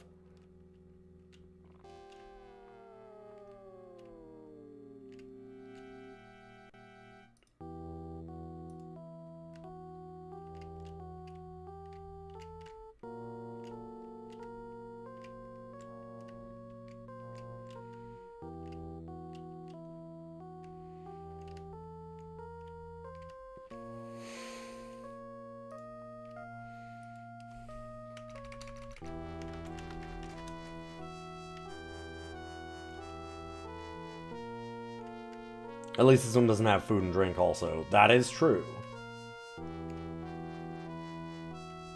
And I mean, I like some of... I don't know, because I don't actually hate food and drink sometimes, depending on how it's implemented. Like, I don't mind some of the simmy stuff of it. It's just, specifically in this one, the big problem is that the sim part of it is not like a fun challenge of, oh, you have to think about these other, you know, thirst and hunger and, like, trying to be like a real person and be simmy. It's just, like, nitpicky shit of you just constantly going back and forth doing weird UI extra steps, right? That's my issue. I don't mind the simmy type stuff. The problem is they put it in a way that I personally, like, maybe it's fine for other people, but for me, I find it really obnoxious to sit here and go like, okay, switch to ranged. Wait, that's not primary. That's primary. Okay, and then put the quiver in. Wait, but then I have to, like, just fucking let me do it. Also, apparently the quiver just equips. Why wouldn't they do that with the bow? Like, oh my god, that is actually almost worse realizing that that's the case. With that being the case, I guess that I should probably grab this quiver too then. That actually makes it worse. That makes that more obnoxious now. Because they had... Oh my god! You had the ability to do it the whole time! And you didn't put it in for the bow! Why? It's certainly not game-breaking, but it is just like a little bit of obnoxiousness that feels super unnecessary. That's all. The tech was there! It was there the whole time! Yup. Like, that to me just really tells you that it's, like, an actual choice and not a limitation. I wonder if you can just fire the bow in melee and you don't expect you to swap. Do you supposedly get a back line? Yeah, I mean, I guess, but that's... It's not like we start with a front line, back line, so it's... And it still doesn't change the fact that not just ranged weapons, but like sacks, right? Why can I not open a sack without doing this? Or like, again, potion, hand, go back out to this menu, now use it, go back in, re-equip mace, unequip potion. That's so many extra steps for just zero reason. Just no reason at all. I cannot imagine a reason that that makes sense, right? Like, that, it's nonsense. Welcome to Barovia. But that being said, things like this, I love the style of this screen and like the dialogue and stuff that they have. There's so little dialogue in so many of these adventure games. Your characters don't feel like characters. They're just, you know, you're just grinding. This is actually trying to have a bit of a story and having your characters speak to people and having them narrate things that are happening, which is really nice and kind of cool. I'm guessing the potion thing is because that's how it works in pen and paper D&D. Yes, exactly. That's why I was saying they got hung up on the simmy stuff in ways that make it really obnoxious. That was exactly my point. That's totally it. Is that it's, you need to like open sacks because, well, you have to have your hands free. I mean, fine, I get that, but in reality, it's just extra steps. By the gods, this cannot be the Lord Delt's beloved land. There in the distance, mountains the like of which I have never seen. Before we wander aimlessly through a town we do not know, it might be best to find its first citizen, a mayor, burgomaster, or such. Somewhere on the edge of town, I'd guess. We should look for a large, prominent building. Somebody fucking cracked out the goddamn Thor's for that one. Love it. Perhaps surrounded by a stone barrier or gate. So it is that power and wealth often display themselves.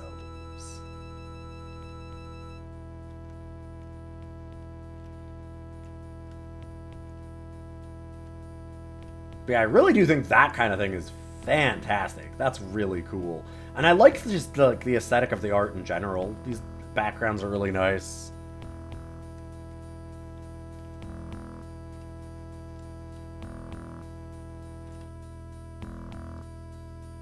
Burgomeister is a fucking amazing title, yeah.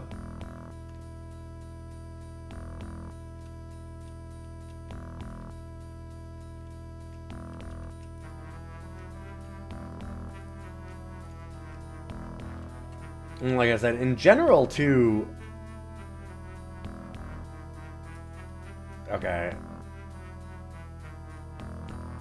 God, I like that. Like, all little pieces of dialogue and stuff are neat. And letting you know that basically, like, this is thieving. You will be in trouble stealing things. Or you might be, anyway.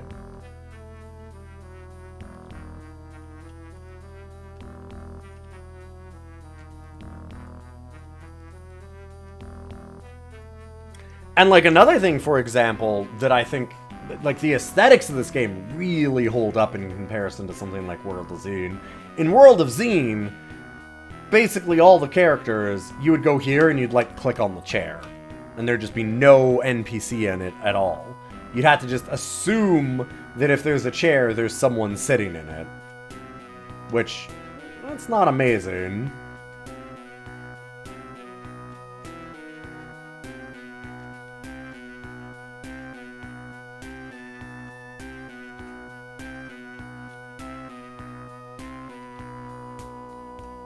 Yeah, like, honestly, even, like, having a skybox in a way is pretty neat.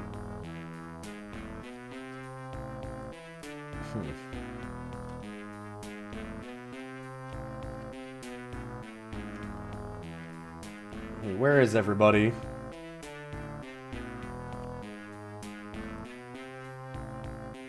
I imagine we can make notes on all these. Like, we can just go ahead and... is it not? Yeah. Like, that's great. Chicks. Oh, I can't do exclamation marks. But, like, that's cool. Really helpful, honestly, is the thing. Uh-oh. How do I get out of it, though? There we go. I think it's enter, enter.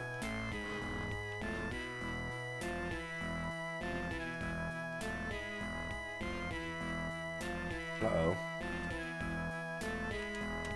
Or...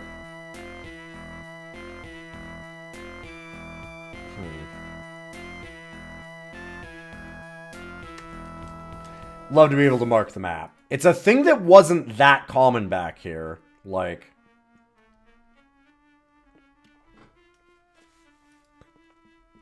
Right. Yeah. That's what it was. Thank you. And that's not a problem with the game. That's just me not being familiar with the UI.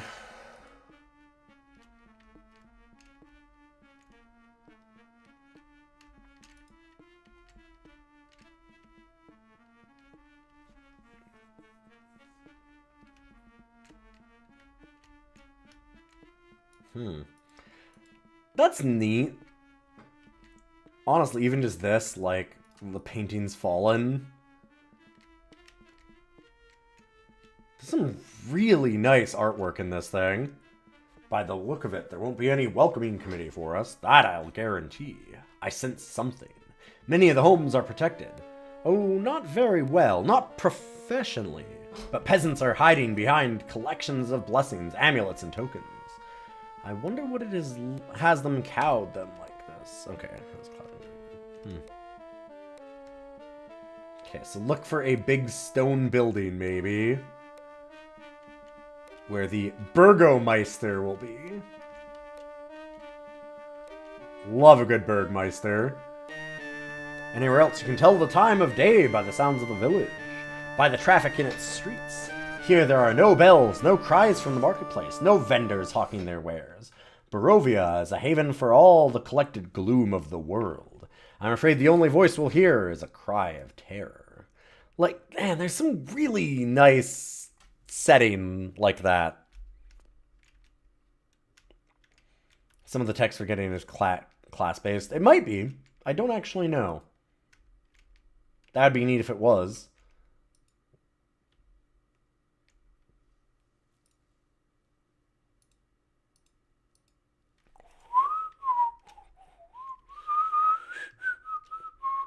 Look around to see if there was any NPCs seeing us. Nope, we're good. Alright, cool.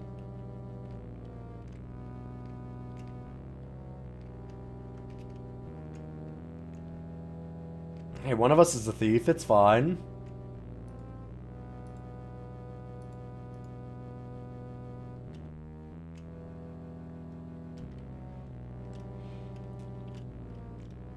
I think we found the house owner. Whoop.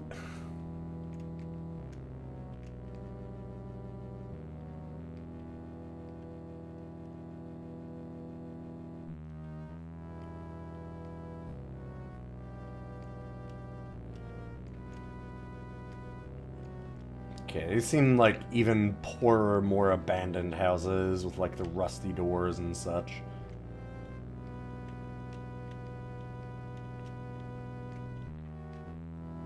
A lot of thought to the art in this game.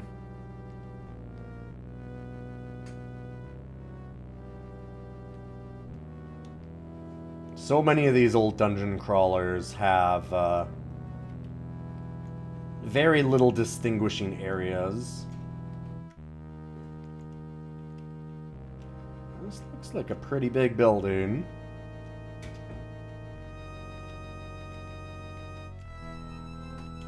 Also, I'm actually kind of curious.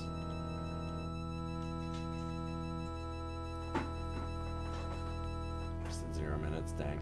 I was just wondering, like, if the sun changed a whole lot. Probably not, but I'm kind of interested.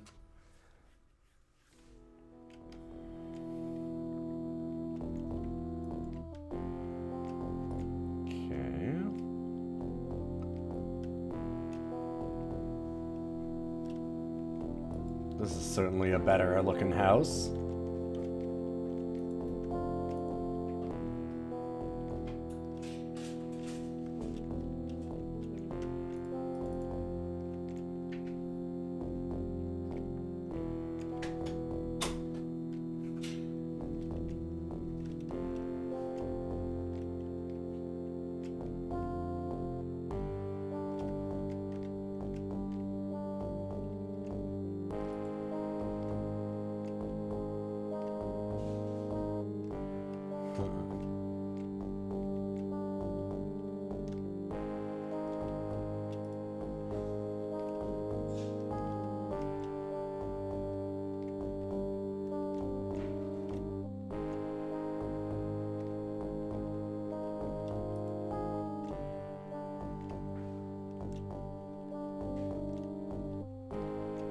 Hello?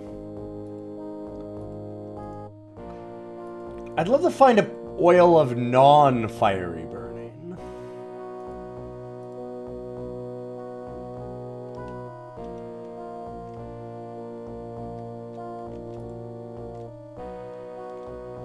An oil of burning, but not fire.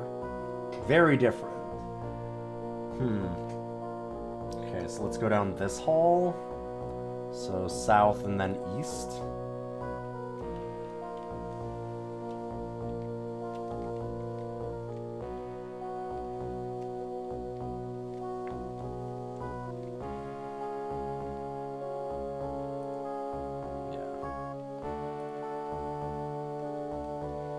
These houses feel needlessly large. A little bit, but I kind of like that there's a lot of set dressing in this. It makes the world feel more lived in and interesting. Like, again, these houses have, like, these nice ones have some pictures on the wall, and other ones had, like, a picture that had fallen off and there was just, like, a stain. Like, that's cool for this time. Like, there's not a lot of changes in a lot of these dungeon crawlers for the way the walls and stuff looked. Like, it was generally just like, okay, here's your texture. That's what you get. That's just going to be the whole thing for the next, you know, X number of hours. So, I mean, yeah, it's a little bigger in some ways than it needs to be, but... Okay, so let's go that way next.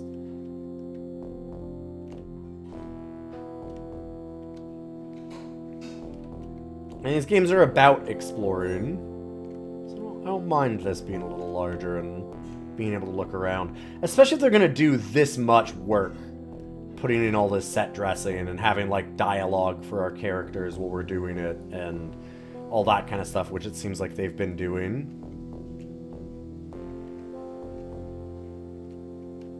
Like, there's a lot of variety in the wall textures and pictures that they have on them, like mirrors and all kinds of things. don't need a cloak. Wand of Paralyzation.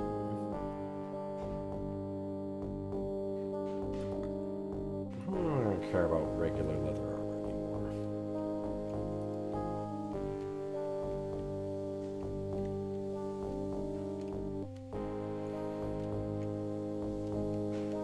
Yeah, I can see that some of the, like, weird hidden levers and stuff and paying attention to walls is pretty big.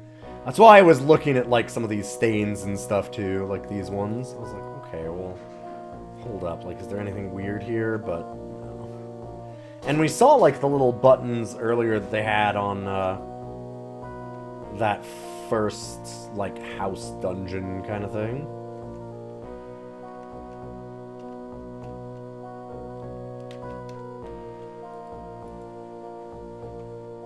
Ice knife.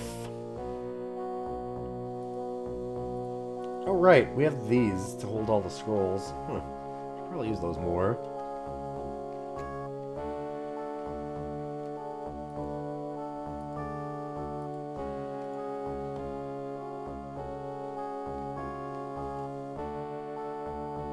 Just looking to see if there's any, like, weird out-of-place books or anything.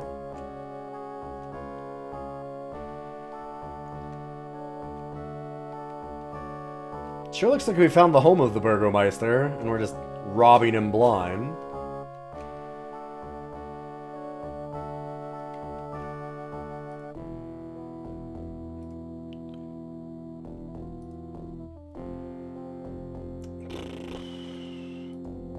God, okay.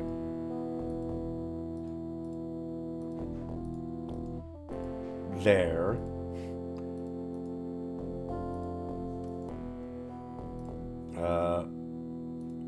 Put it in hand. Go back out. Now read it. I'll never get used to that. By the authority of our lord, Strahd von Zarovich, the following rumors are to be stamped out of the minds of burgomeisters, boyars, and peasants of the villages of Ravenloft. Anyone repeating them is to be put to death immediately, without trial, and before making any public statement. They are that our lord is involved in any way in the arts of necromancy, that Strahd has made a pact with death to obtain his heart's desire, or has therefore been transformed in any way. So all of the very, very true things about Lord Strahd, huh? That the Bal Verazai dagger used to kill Strahd's brother was last known to be in Strahd's possession. That the woman Tatiana plunged to her death while attempting to escape the embrace of Strahd von Zarovich. That seems very oddly specific, Strahd. My shirt that tells me I did not push that woman to her death is sure getting a lot of questions about the shirt's answering.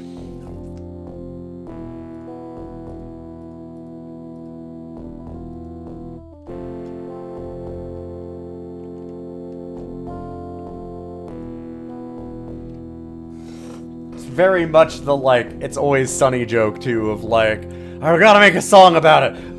We do not diddle kids, don't diddle kids. Like, no, we're not writing that song. Don't do that. No. Hello.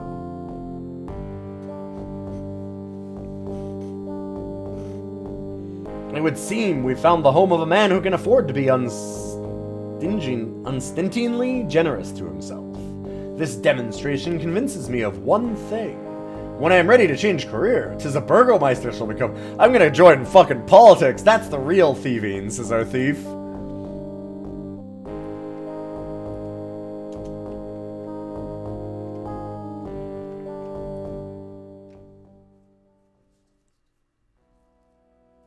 I have never seen an elf closed up with books and soft chairs before, soothing her sorrows with tuka.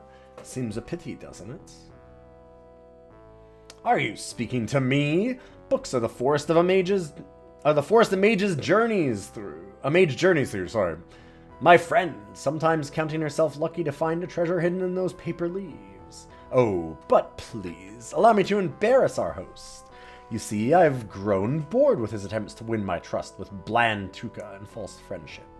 Might an elven mage from Sithicus sign on with you? Say hello to the most 80s character. There's some pretty 80s characters already, yeah. Though your tongue is sharp, perhaps you've too great a thirst for brandy wine to be of immediate service.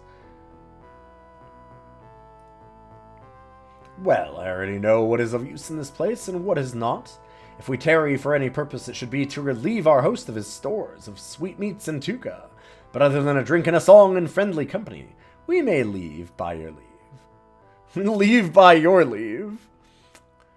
Please, there are other books, magical volumes I haven't yet displayed before you. You must stay. They are stored in my secret cellars near the good tuca, which I serve only. Please, please, come check out the secret cellars. I swear I won't brick you in. To Strahd, you mean? Dear fellow, why, I believe I've yet to taste a decent vintage of tuca from your stores. That bit about the magic falls from your tongue like a lie. We'll be off now.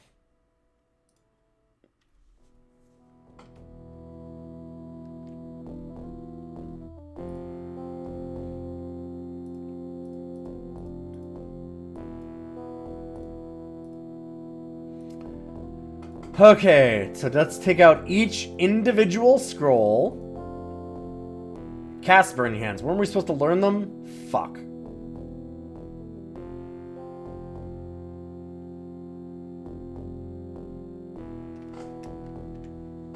Okay, how do we learn the spells again? 2 spell casts. Spell casting. After praying or memorizing spells. Memorizing spells is different. Use the scroll on the spell book. Yeah, okay. Might be the case.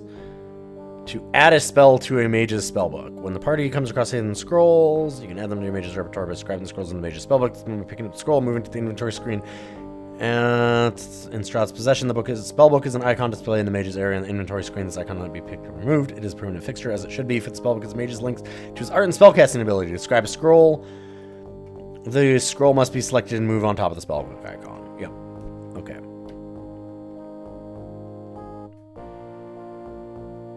Oh, wow. Yeah, her AC is shit. You are not wrong. Well.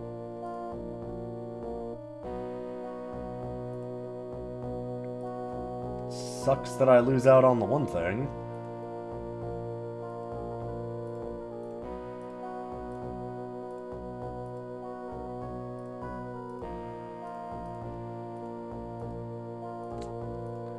So I guess that now we just never have burning hands.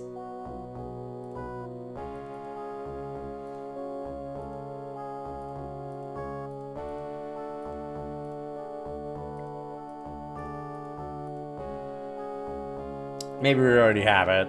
We might find another scroll of it, sure. We may already know it, yeah. Okay, so now we have to memorize. We do have burning hands already.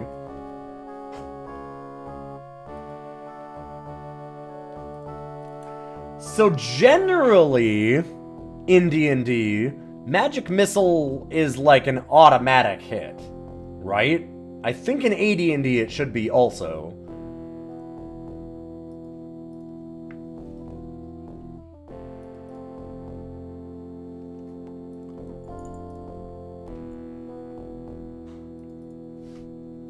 Let's see if that actually works. Maybe we can actually do range stuff.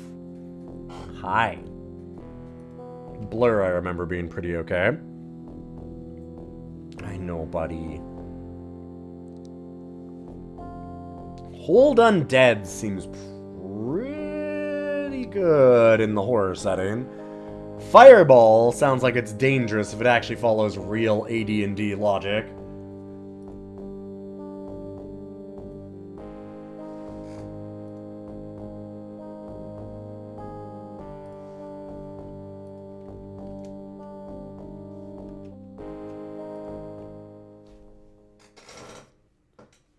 Your Excellency, Your Honor, please forgive me. I'm not schooled in how to address a Burgomeister.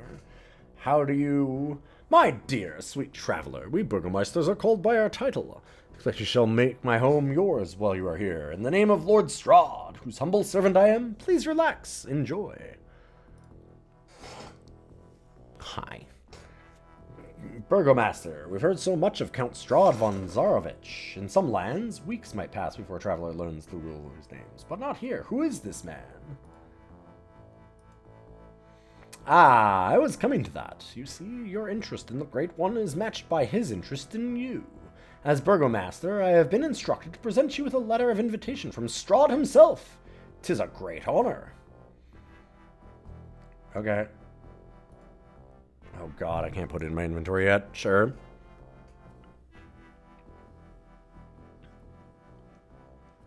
Undead in Ravenloft? That's true. The note did just say that Strahd does not do necromancy and has never made any deals with any dark powers. True, true.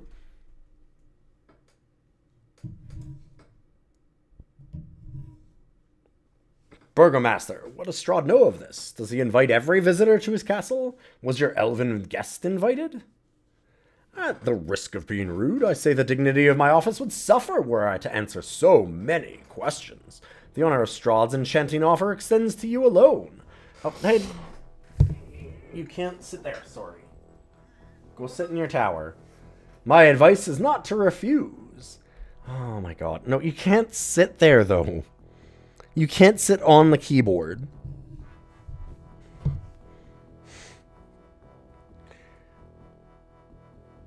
If my words cannot persuade you, he will compel you to go. His carriage awaits even now. Please allow me to take you there.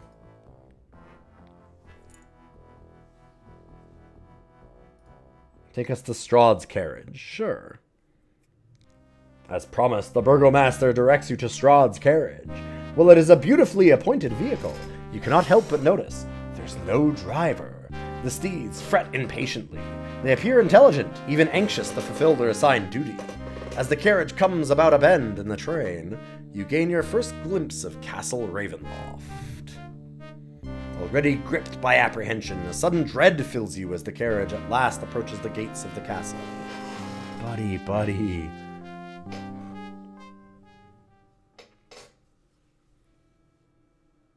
I know. Everything will be fine. We're guests after all. Strange that I should say such a thing. Yet there it is in the air, something which brings sweat to my palms. My breath grows short, and my heart pounds, while, as if for no reason, my muscles tense for a fight. Yeah, we're safe. Strahd's not known to deal with any dark powers or have any eldritch evil undead in his employ. Definitely not.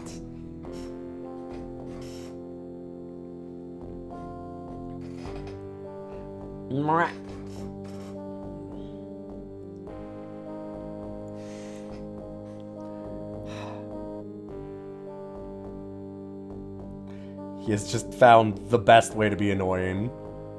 Can you, like... Come here.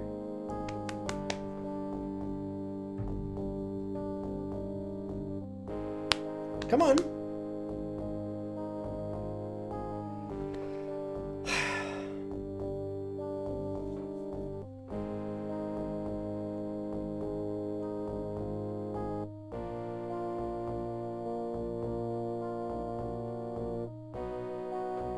He's laying on the mouse and just going like this on the edge of the desk. Hi. You're so great, bud.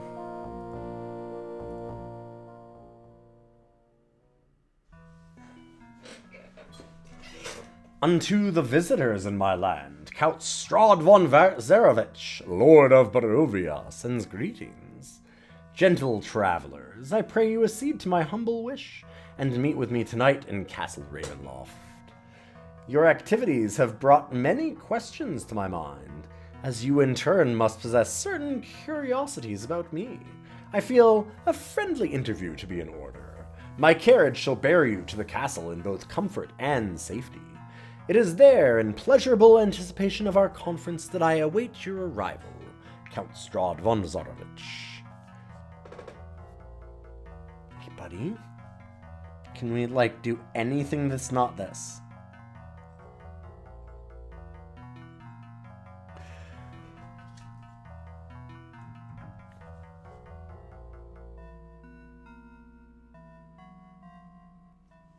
Hi.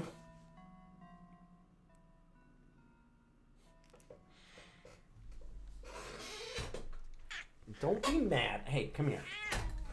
Stop being such a jerk. God. Alright, fine.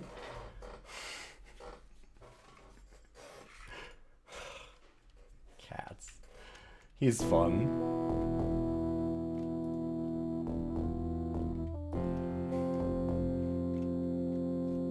Apparently, the lord of this castle doesn't want us exploring his home, or wandering too freely from our path. From what I've heard of Strahd, so we only go through those rooms open to us, for now, anyway. So are these knights in armor, or are they actual, like, undead? Well, they couldn't be undead, obviously.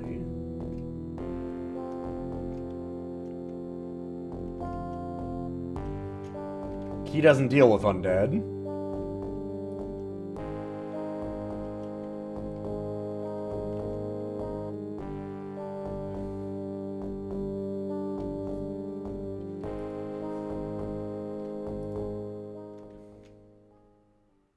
Fuck. Thinking to unequip it and not do that. Alright, so then do this. We already had Ice Knife? Yes. Alright. The suits of armor look empty. That doesn't mean that they are. But yes, I agree.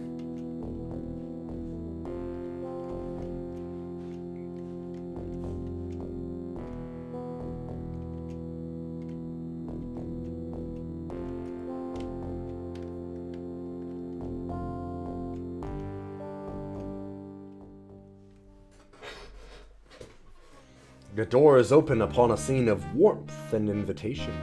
Yet before the richly laid table and other fine appointments of the room can be examined, the single occupant of the table turns around, and it can be none other than Strahd von Zarovich. Welcome to Castle Ravenloft. I trust I have not inconvenienced you. It is easy to forget how commanding a summons can seem to mere wanderers such as you when exploring a new realm. You understand that no ordinary turn of the road led you to this land. All who enter it arrive in answer to a call, to a summons more binding than any mere lord might give. Here we are, all of us, and here we shall remain. No road leads out of this mist-bound universe. Oh, no, I'm loving this. This is really cool. The land entraps many, its ruler is no exception, and so I have devoted my life to this problem. It is the least the Lord can do for his people, is it not? My most recent study concerns certain portals, those dimensional gateways of which mages and philosophers speak. One such portal may lie in the caverns west of Barovia, near the river. Aside from myself, I believe you are the first to hear of it. But please, before you rush to the shores of Ivlis, allow me to present you with a key. If you are to gain entrance to these caverns, you will find it necessary.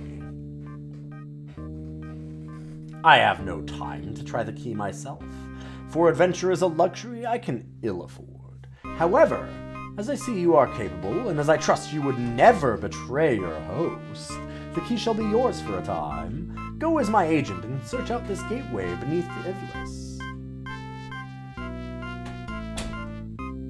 But enough talk. Please, I have invited you here to join in a pleasant repast. After we've finished the best food and brandy wine, you can go on your way. Counter ends as pleasantly as began, with a heartfelt farewell, and wishes for a safe journey from Strahd von Zarovich. Has the Lord of Ravenloft proven himself a gentleman? As the carriage clatters back across the bridge, there is time to reflect on this first encounter with Strahd.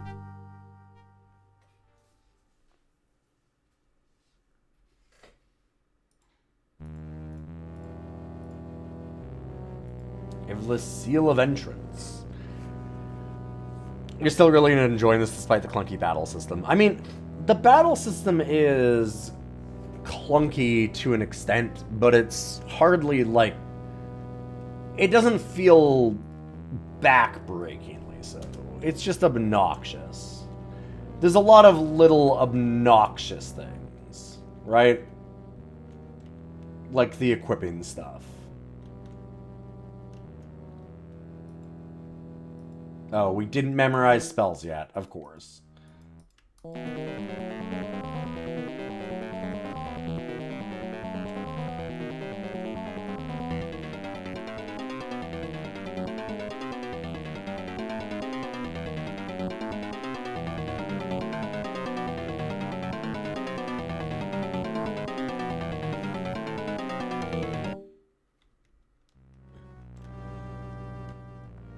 Yeah, I'm noticing the brigands. So, we did go to memorize them. Did it just that we didn't rest is why? It makes sense, yeah. It is D&D.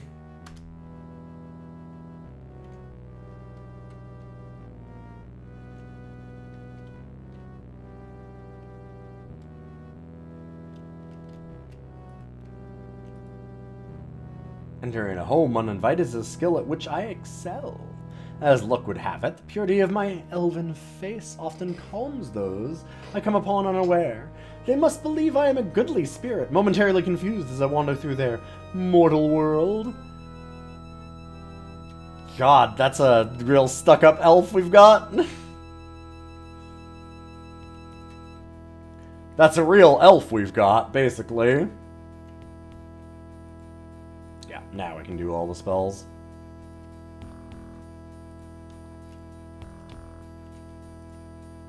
How rude!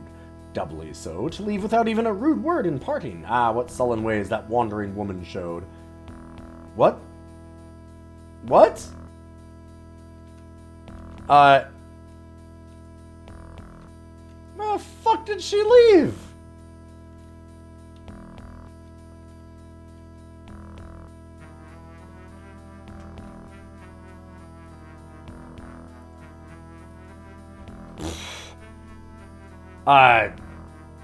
Alright.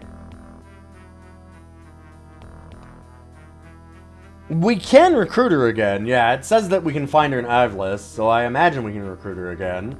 It talks about being able to find characters that have left or whatever, like that you decide to dismiss, but normally it's you decided to dismiss them. Is the way that it explained it in the books. It's a little weird that she just fucked off.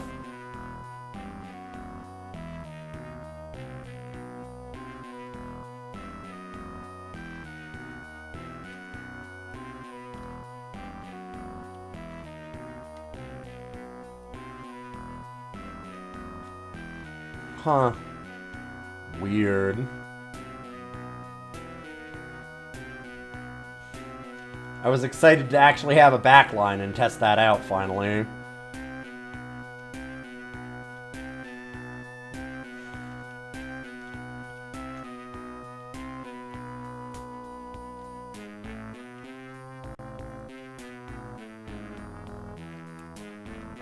Did we know where Ivlis was?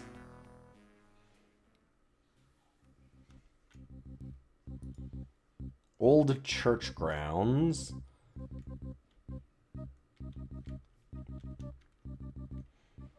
I admit I didn't pay as much attention as I maybe needed to about where Ivlis was.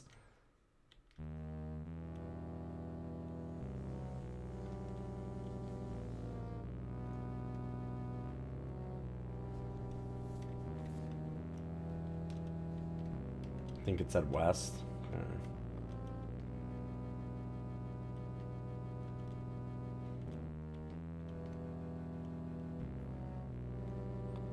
Rovia lies deserted as if gold had been found on the mountains, and every able man and boy gone to set his claim to fortune. Yet I fear no such happy circumstance emptied these streets. The only precious fortune these town folks hope to win is their escape from Ravenloft, and I wish them well, for I do not believe they will ever find it.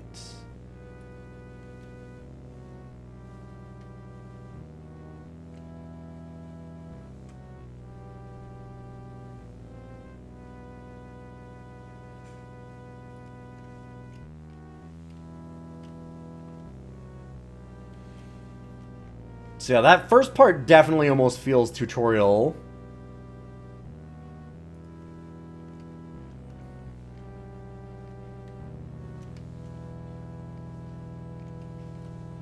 And yeah, wow, there's like even like a day-night cycle in a way.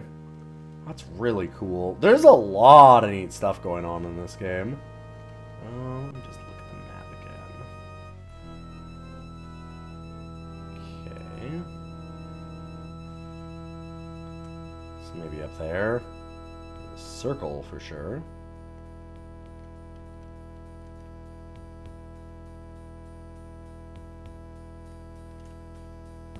What the hell is this?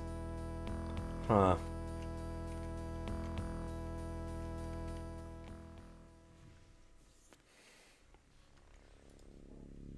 Wooded area west of Barovia.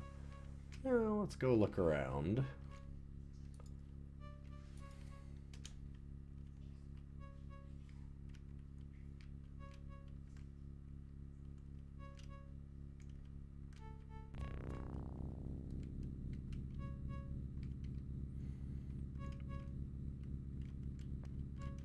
I'm definitely seeing why this is considered like one of the classic SSI RPGs of the day.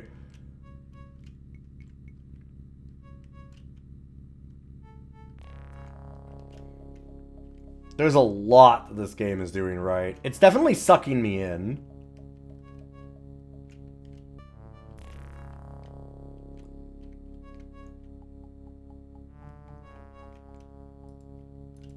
Okay, is that... There we go, it is a cave. Werewolf's Cave.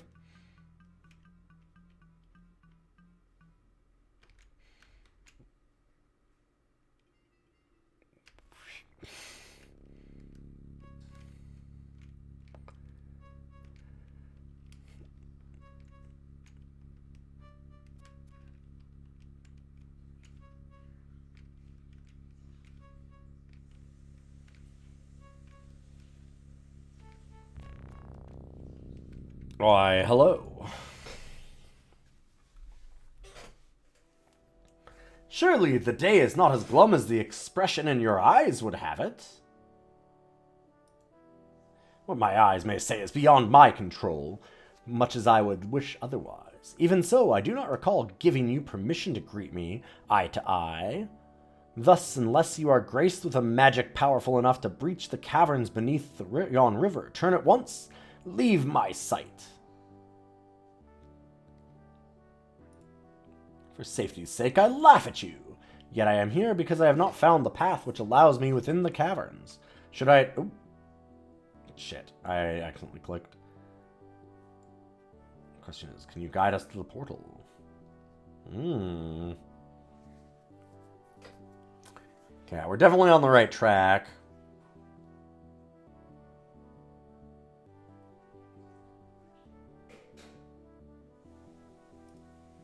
I can tell you, my camp has been watched for some time now.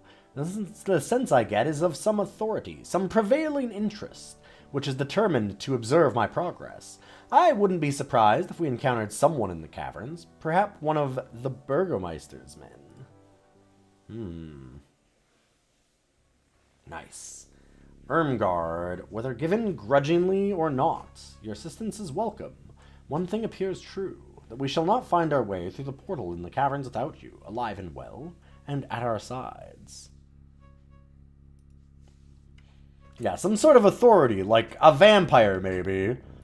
Maybe an old one.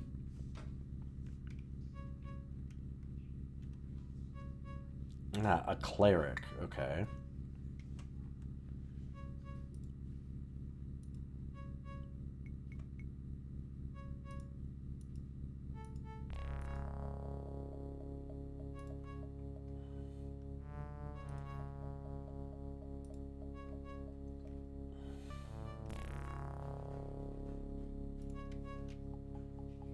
I don't have any, like, maces or anything. No, it looks good.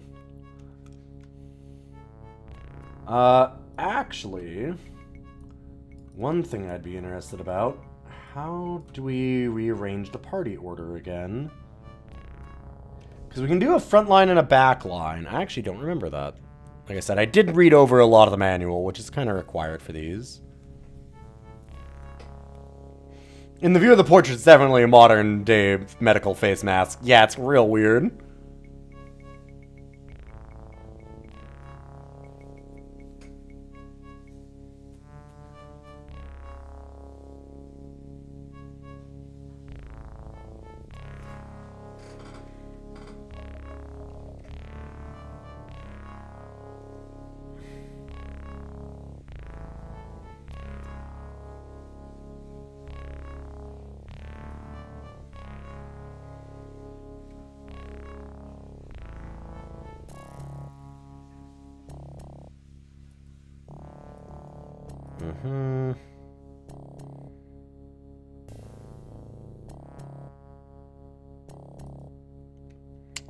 Sorry, just scrolling through a bit of the manual here, because I feel like it's important for us to move her around.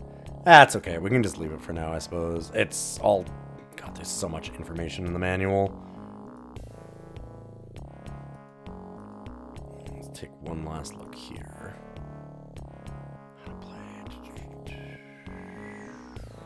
Entry and strategy, character basics, spells, tables, index of spells.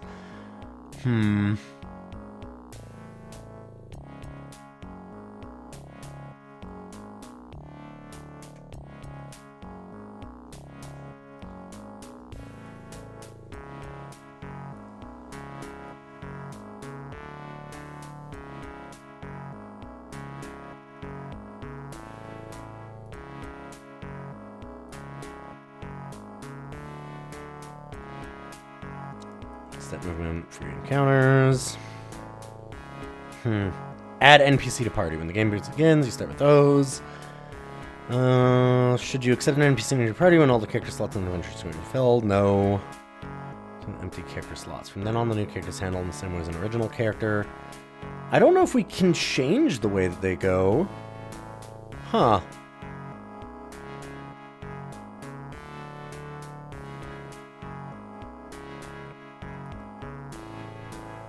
Character positions in a party. Hold up.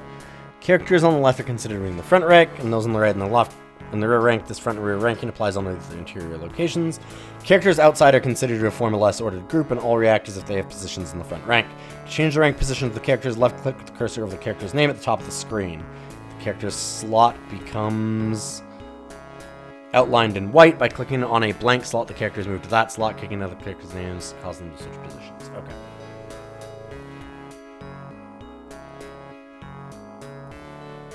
Haha!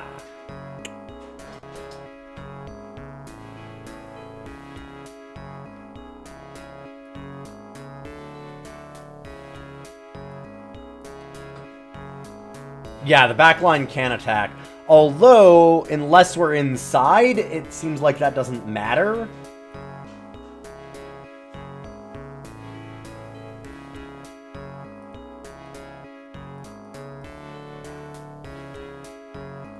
AC bonus, nothing. Sick.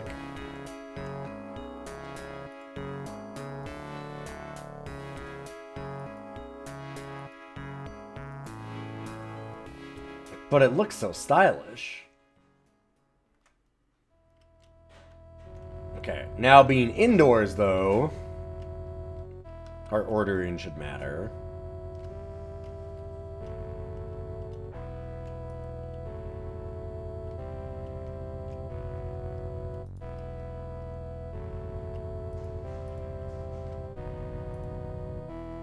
Also, Ermgard, what would you like to have?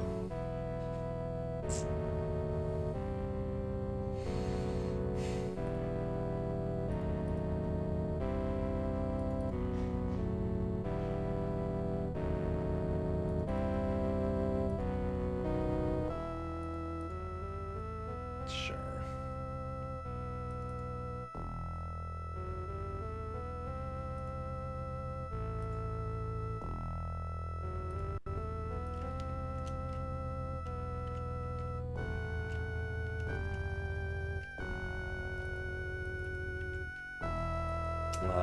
Do we have to use this on it?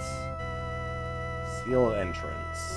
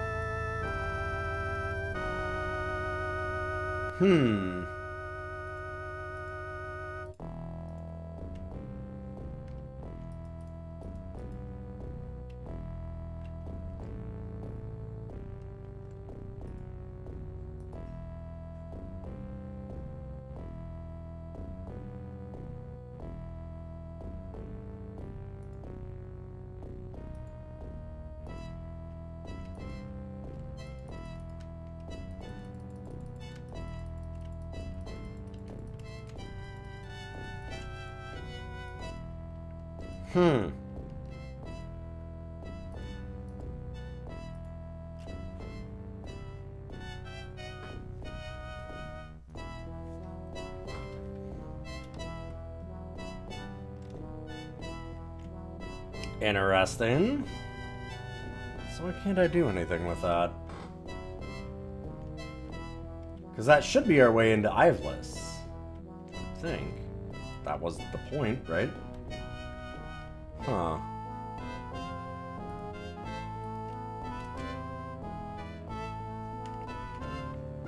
One moment, let's take a look.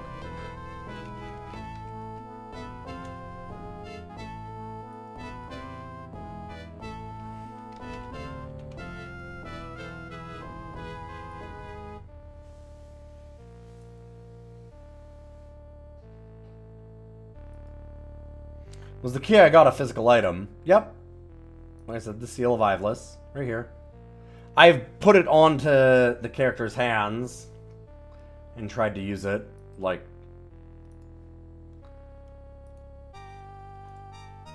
And it shows the same symbol there, so it's...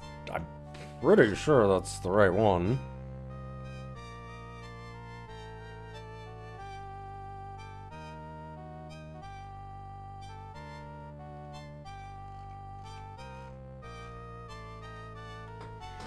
I know one of the things with this game is that it's a lot shorter than a lot of RPGs would be, because I think how long the beat on this one was like 10 hours. Yeah, no, that's okay. I'm just mentioning it. Directly west of the green field, it can be disabled with the Iveless Seal of Entrance.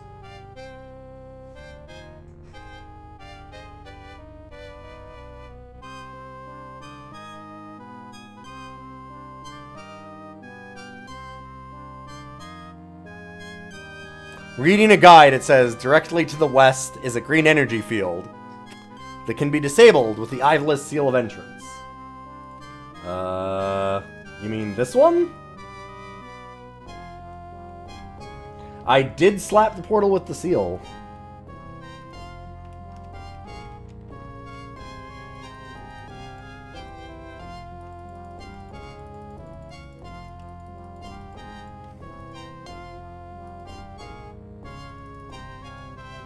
Okay, let's switch hands.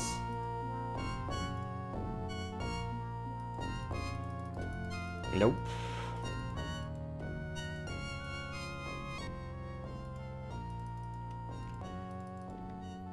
That works. I have, in fact, slapped this also, yes. But I'll do it again. Maybe I just didn't click on it right? I don't know. Nope.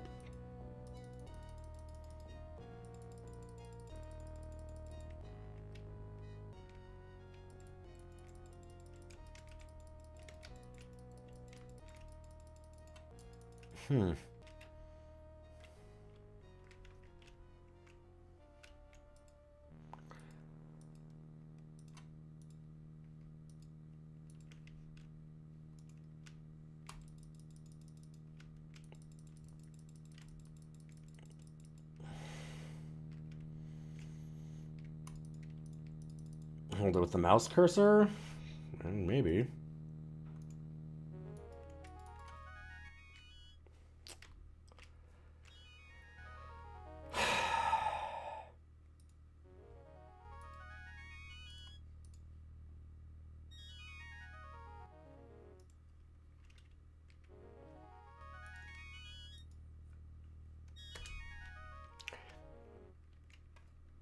Oh.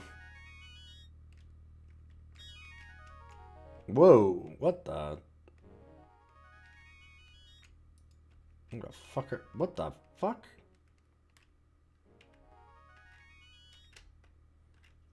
Hmm.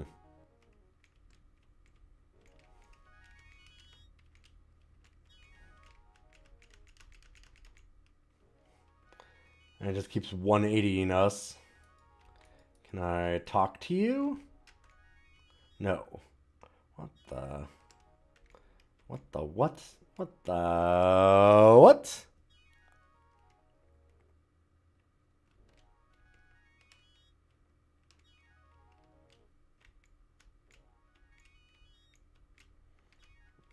I can like sneak around it like this. This does seem like a first trap, yeah. There we go.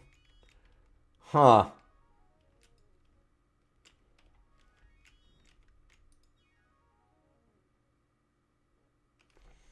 Friend, I must ask you, what are you about in this dark artery beneath Ivlis?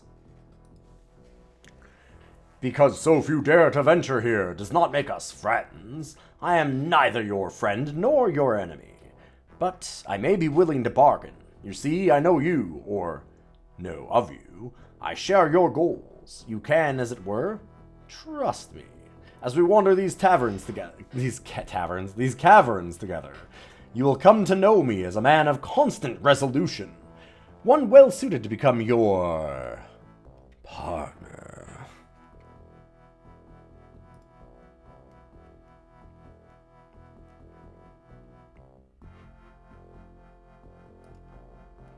The existence of the caverns themselves, lying beneath the dark Ivlis, is unusual. For my part, I am seeking a portal of sorts, rumored to exist. Thieves may use it to travel between Ravenloft and a kingdom known as Elturel.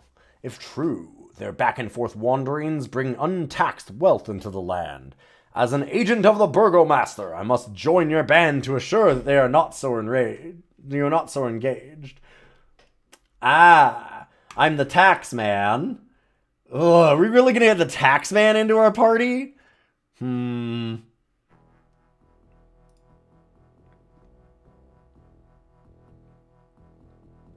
You're a thief or worse. Thief or what? Not I, no. Certainly.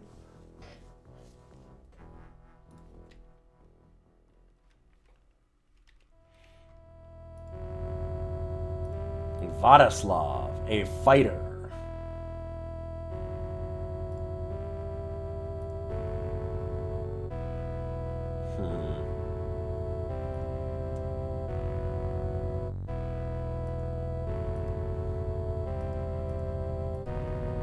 Didn't we have a quarterstaff still somewhere? We did. Here we go.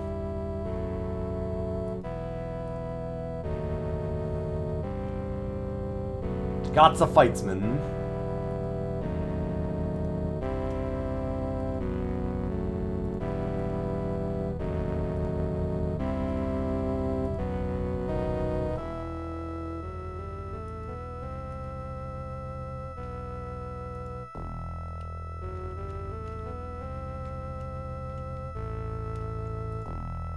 Actually. Up.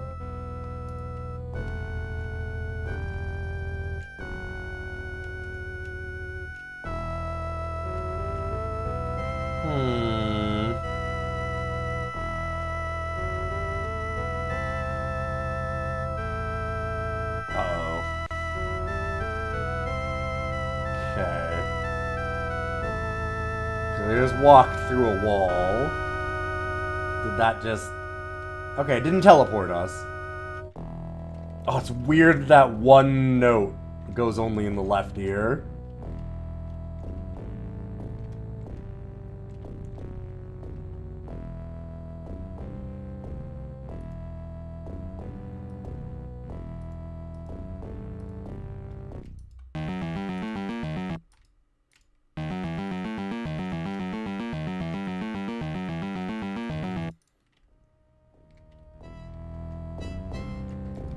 Well, turn undead worked pretty well. Neat.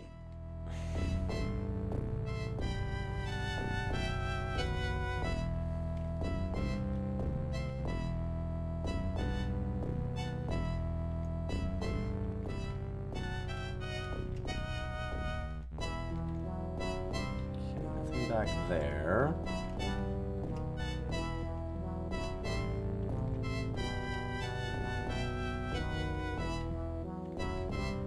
The turn undead worked pretty well. I'll go south like this.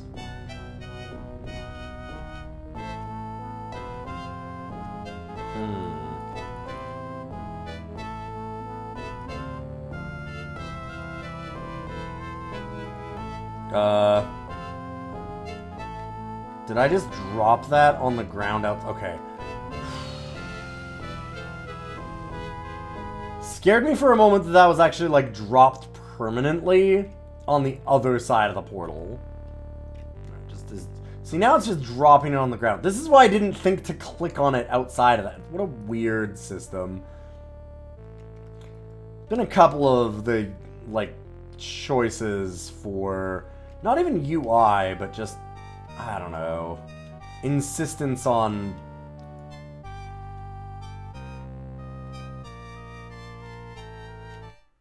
authenticity, I guess. That have been really annoying.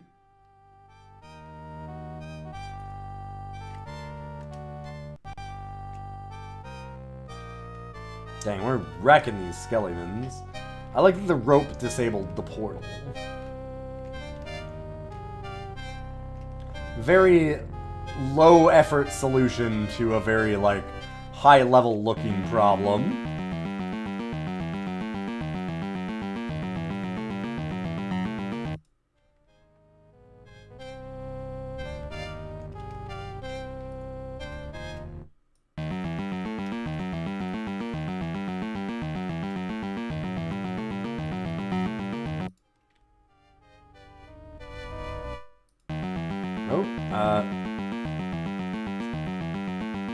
Sure.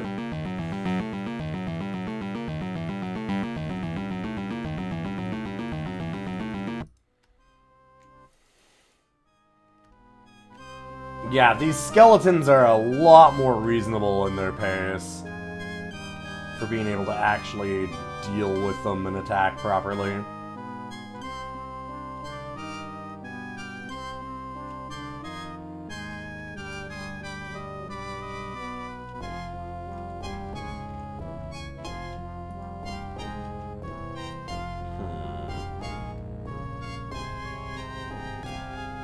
Definitely does not look like it would be the same thing.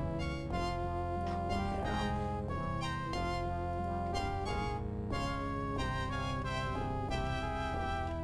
Need a second key.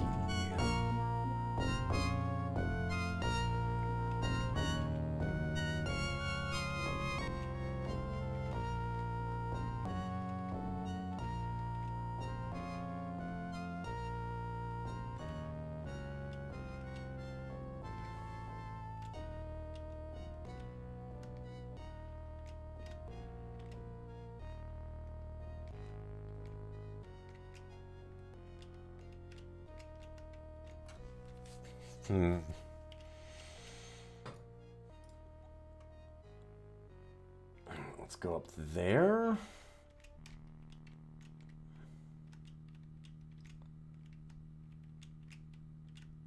Sure. Not seeing another, like, rope in the wall or anything. Nope.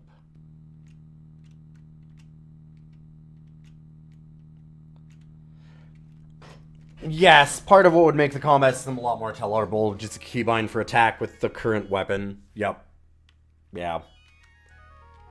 Yeah, just being able to hit a keybind to do a basic attack would be amazing. Yo, Aether Altars! Good to see you. We're ranking some good old DOS games right now.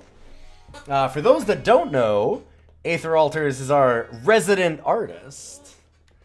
Has done most of our emotes and is currently running a campaign doing some cryptid cat pins kind of thing. It's almost over. There's only a few days left to get in on it. Previous one had some really cool designs, some great ones on this one also. There's like a Persy devil that's been unlocked that I think I'm getting.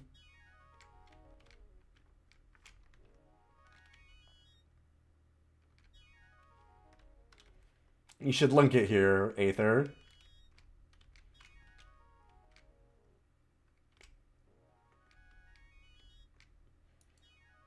The music is real, like, and same with that other one earlier. There was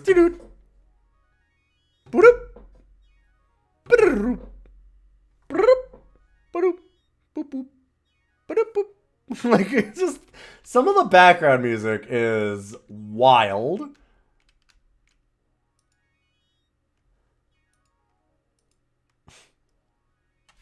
Like, it's, why is it just this up and down the scale? Like, I just, what a weird fucking, what a thing. Okay, so we don't have a sling pouch for the other one, so I guess just bow. We have a quiver. God, that, it's like speeding up. It's so quiet. Most of the music has been pretty good, but there's just some weird shit every once in a while. It's kind of head-scratching. And then this! And then it's normal again. Like,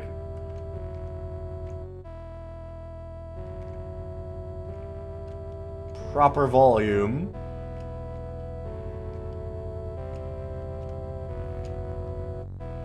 Yeah, it's extremely child playing an unattended piano.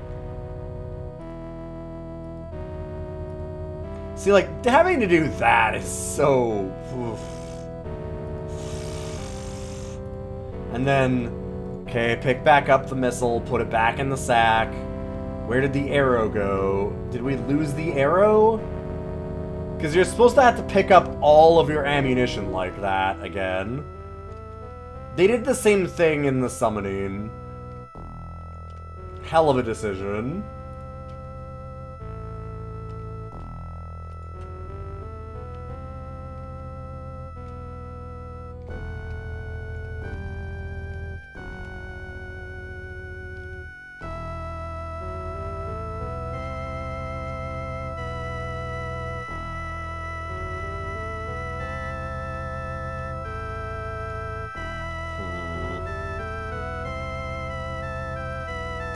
Okay, before we go through this... Did nothing. Alright. God, and then left ear only. Okay, that do-do-do-do for like 1 second. Did it? Because we just kill it in one hit is also very funny.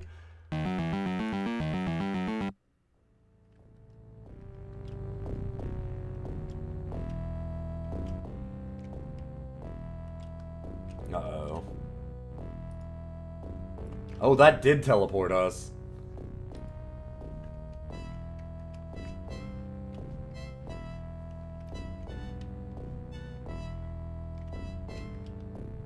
Yeah, arrows might destroy an impact, that's fair. Yeah, I mean, well, okay. It's not fair, but I can understand it.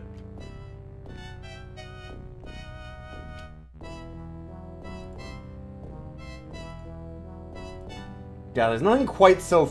There's nothing that says fun quite like having to pick up every piece of ammunition that you find so that you can have enough for your... like, sling constantly. And just always put it back into the sling bag and have to do all this menuing over and over. Immense fun.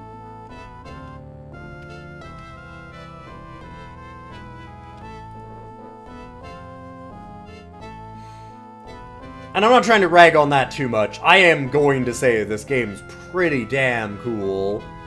But it just really makes that type of stuff just stand out so much. Because it's so obnoxious and unnecessary.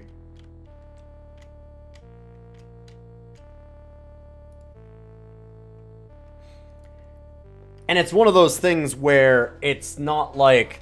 So, like, some of it, you can be like, oh, man, it's really annoying to have to do certain bits of things because it's an old game, right?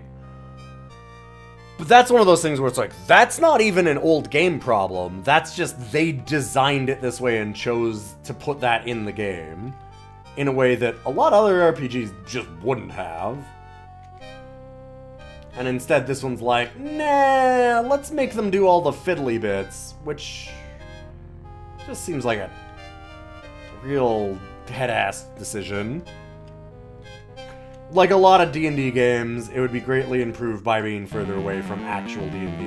Yes.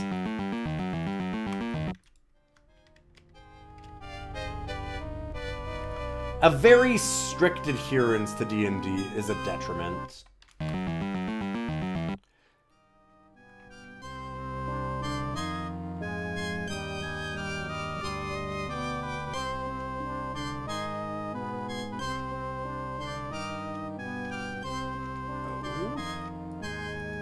It's the cannon hole. That looks like it almost hold the seal. Nope, we dropped it on the ground.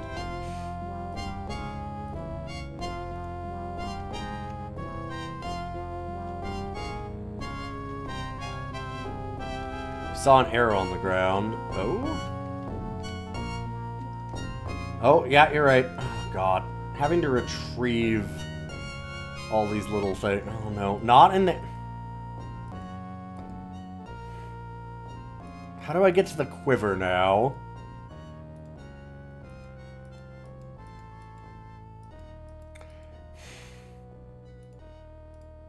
I know we're taking damage too. Oh my god, this is... I have to take everything off to get to the quiver.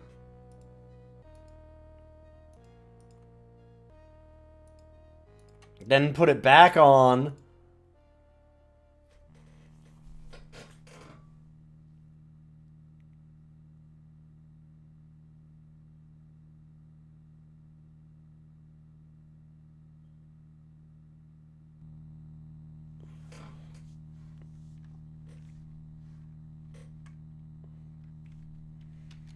There's probably some magic pixel. Yeah, maybe.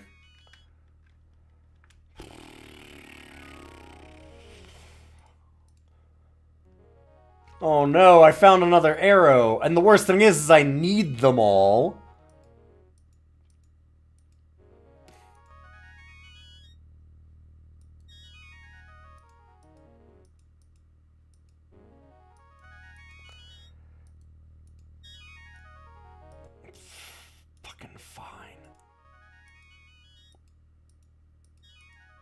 No, we have to take the whole thing off. Okay? Wait, please. Okay, can we even get it? Thank you.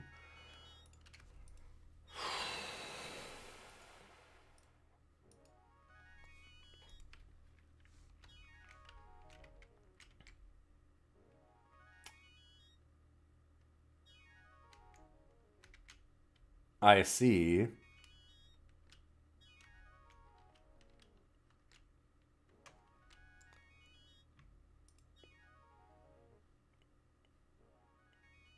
Does that curved arrow up by the portrait do anything useful? What? Oh, that's just to show the other page.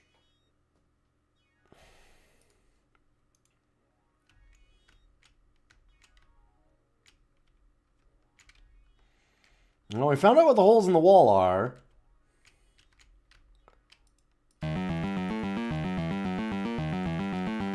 They are traps.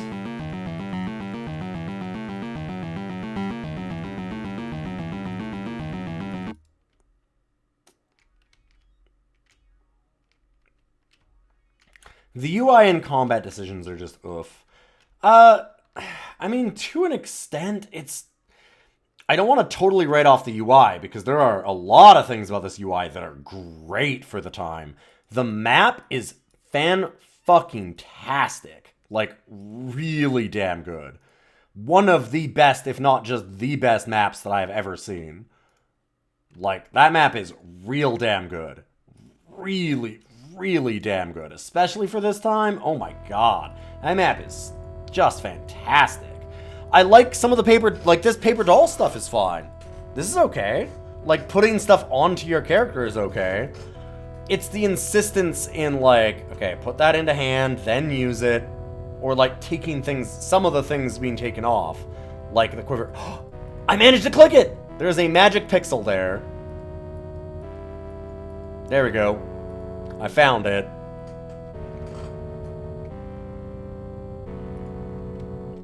But, like, honestly, the stats pages and stuff here, like, this is okay. I don't mind that.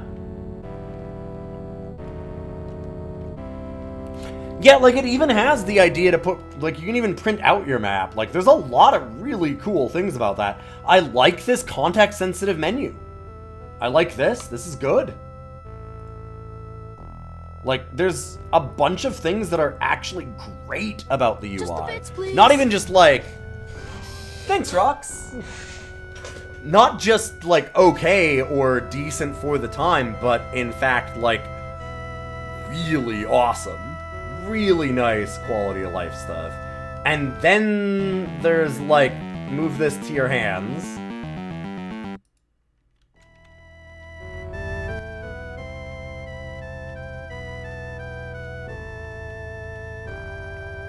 It's the things that are bad are really bad. Yeah, it's...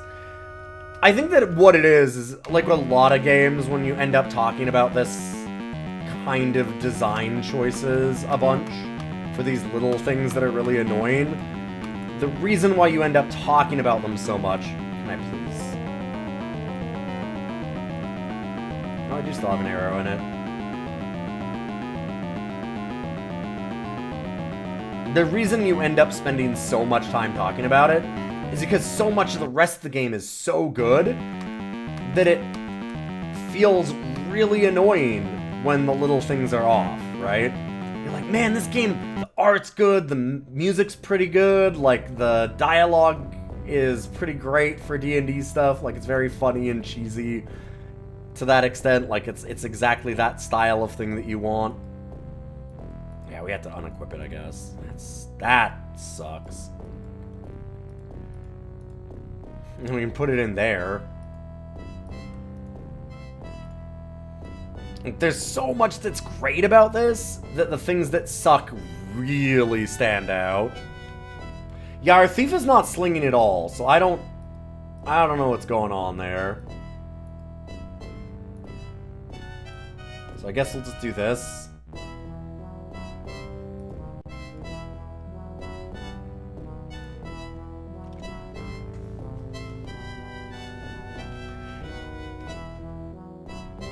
It's one of those games where the contrast of the things that are good are really awesome, and so it really makes the things that are, like, seem like easy, obvious fixes extra jarring.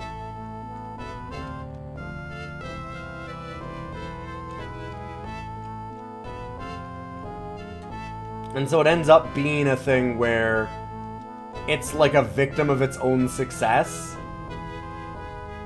Because it's so good at so many things, when you end up having to criticize it, it's really easy to see the problems. They really stick out. Because, like, this game is good, and I feel like maybe even great, but it would be amazing if they could just fix these few things.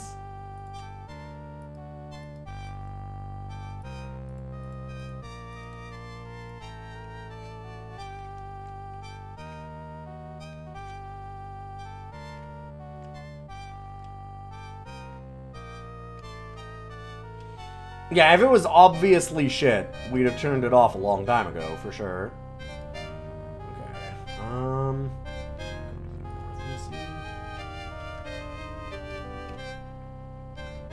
that being said, I think we're getting close to the end of our time with it, at least for now. I feel like I have seen enough of this game to get where it's going and see the problems and the good parts too. We can rank this baby in a minute.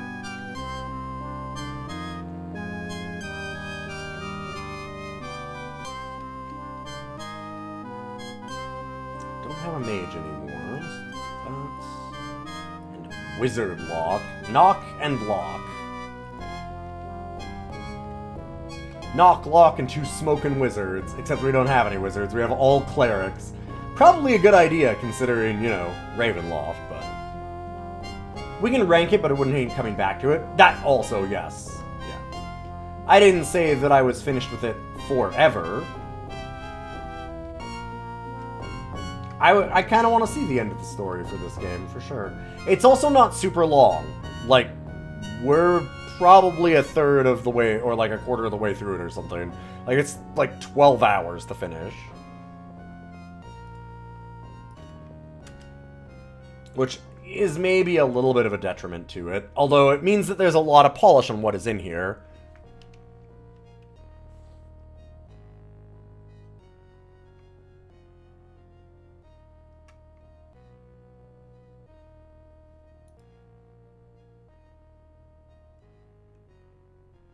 Man, yeah, there's a lot of cool stuff here. Like, even just all the options are really good. I'd rather have a 12-hour game that feels good than something bloated. That is extremely true. Definitely. And, like, there's a lot of polish on this thing. In some ways, too much polish, because, again, doing things like making you switch all your hands out and stuff feels like a level of detail that's a detriment to the game rather than a strength. Less is more.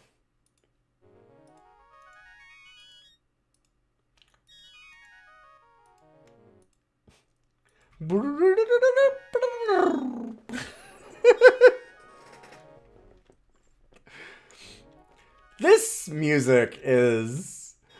It's weird, because there's so many good tracks that are interesting, and then there's just this, which I just...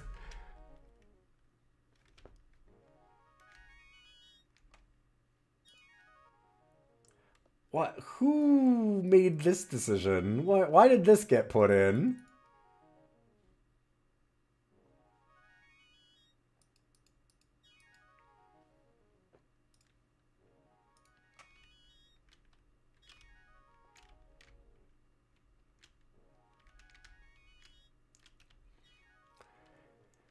Fucking dying. Every time this music comes up, I'm just like, But why?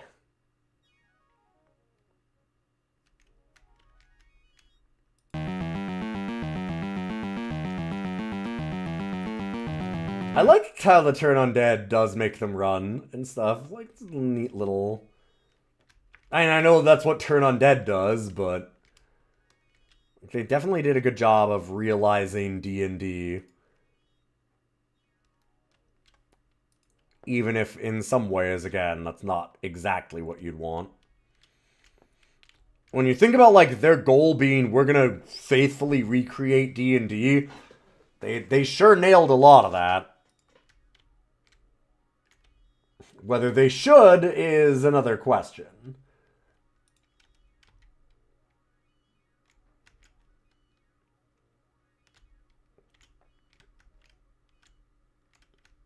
The slowly fading is just a hell of a track. Aha. Okay, what's in the pouch? Nothing's in the pouch. Cool.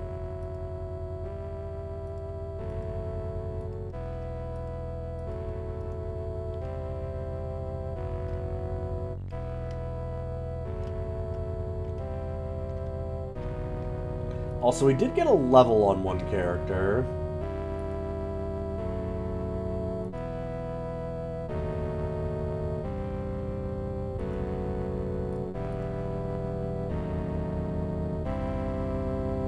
Doesn't oh, there it does show our levels. 5, 6. I think it must have been on Chief here.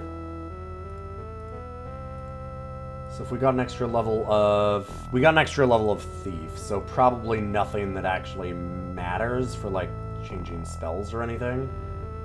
I'm curious. No. Thaco was a great system. Yeah, Briar. Exactly. Good to see you, Red Briar. Welcome, welcome. I know you tend to lurk a lot. Appreciate you being here. And for subbing for, like, what, the 9 years now that we've been doing this? We're actually about to have the 9th ever pickle challenge.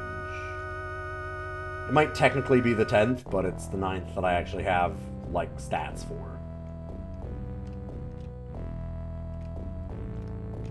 That's gonna happen this weekend. I should actually make a command for that. I posted it up in the Discord, I posted it up on social media. So if you are a Blue Sky user, you can see it there. But basically, from Thursday till Saturday, I'm going to be doing extra long marathon streams. We're going to be raising some money for Doctors Without Borders.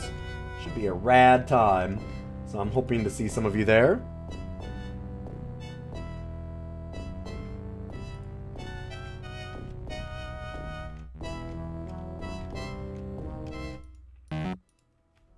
But up.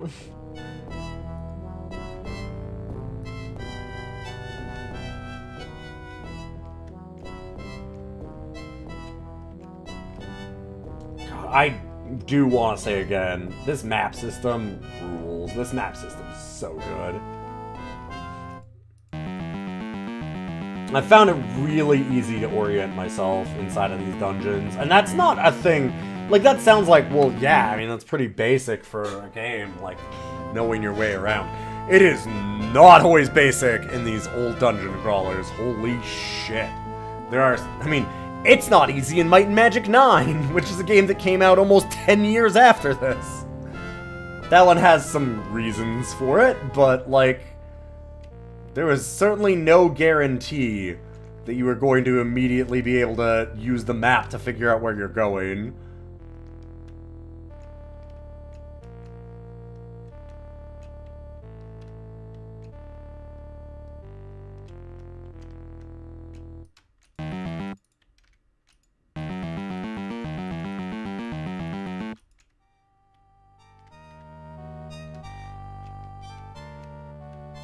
Hot damn.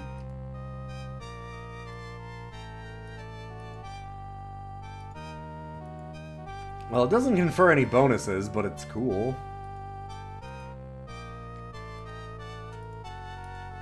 A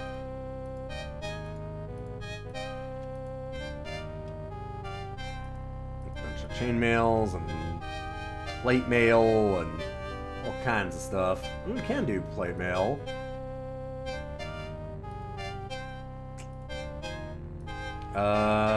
Let's just chuck the plate mail then.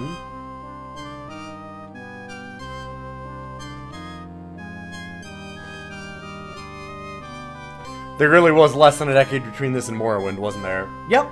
Not by much, though. Pretty close.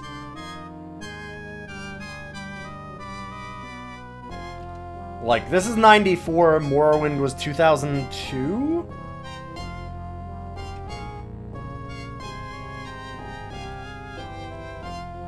Something like that?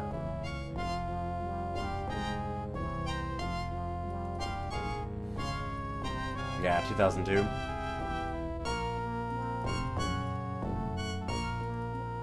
Okay, so I need to find some keys that I haven't been able to find yet.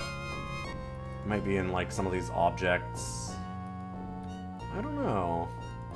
Because, like, what were we looking for exactly? That's something that this is maybe missing, is a journal.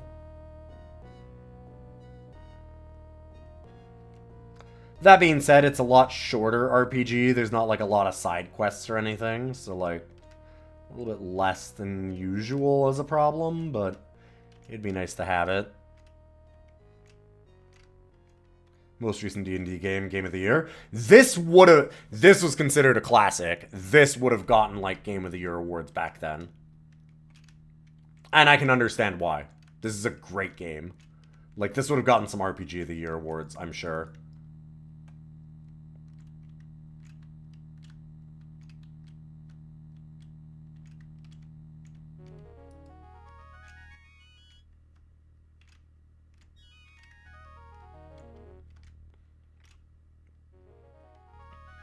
this is talked about in, like, revered tones when you talk to people that played old RPGs.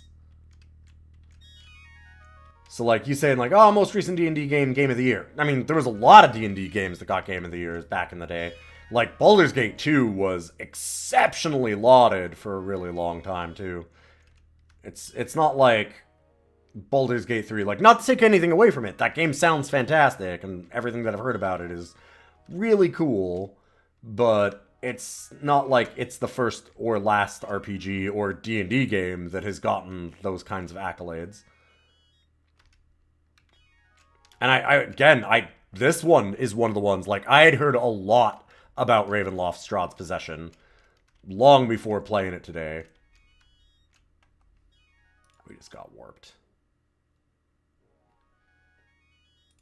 Alright.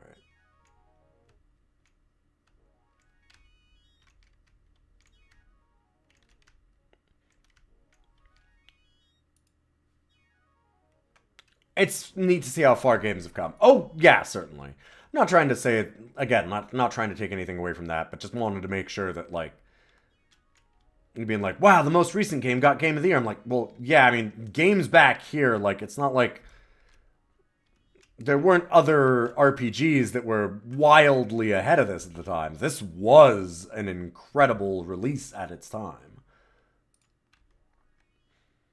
I even think it holds up. Like, I'm having fun with it now. That says something. It looks like it was nominated for Computer Gaming World's Role-Playing Game of the Year in 1995. Yeah. That makes perfect sense. I can see... I would be surprised if it didn't win some awards like that from places.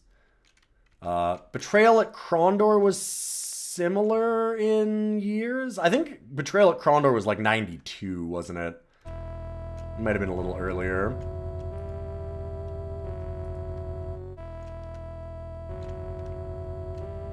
Ah. There we go.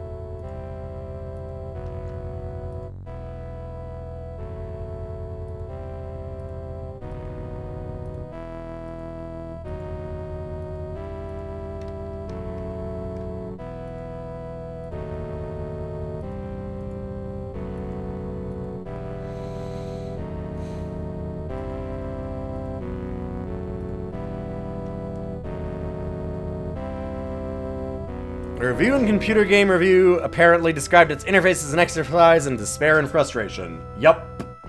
Yeah. Yeah. That is also fair. Oh, I should have made a note of where the doors with the, And I mean, it's weird to say that, because there's so much good about the UI. I hate to say it, because like I said, it's weird. The UI is both really good and really terrible. It's a land of contrasts.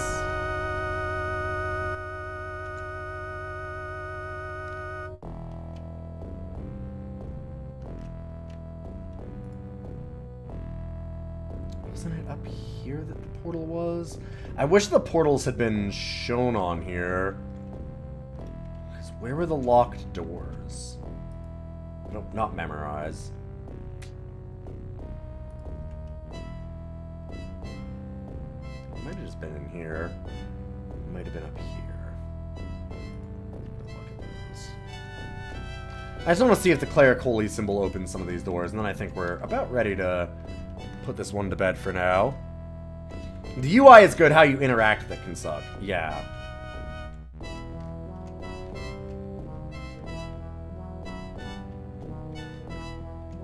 It really feels like somebody in the office designed a really cool, good, usable user interface, and then the other people went, but it's not D&D, and then just made them put more and more stuff into it until it eventually just fucking wrecked itself.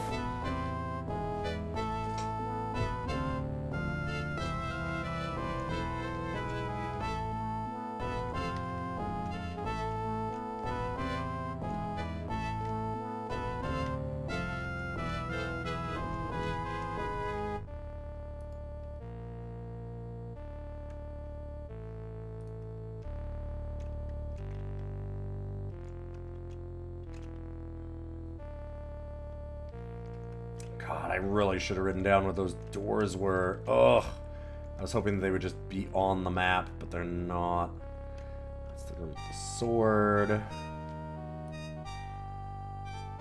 That's kind of my fault. Like, that's something that I could have written down.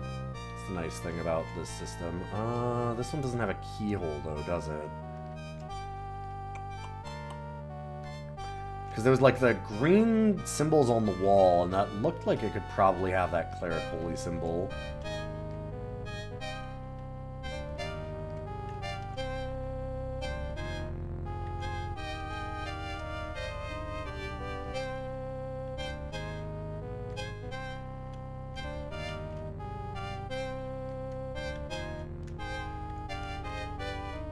Yeah, like, the information is presented really well, and I think there's a lot of, like... the UI is really clean and easy to understand. Like, yeah, I'd like a lot of the UI. It's just... the user part of it, good. The interface part of it, bad, I guess. I don't know. How do you explain that? Oh, boy. Ow. Yep. Zot.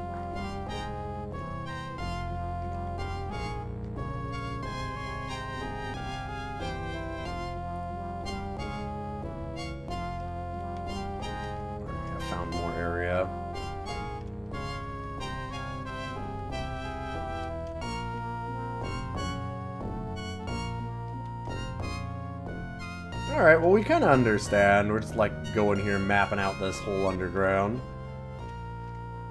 The speed that you go is a little awkward for some of the traps, too.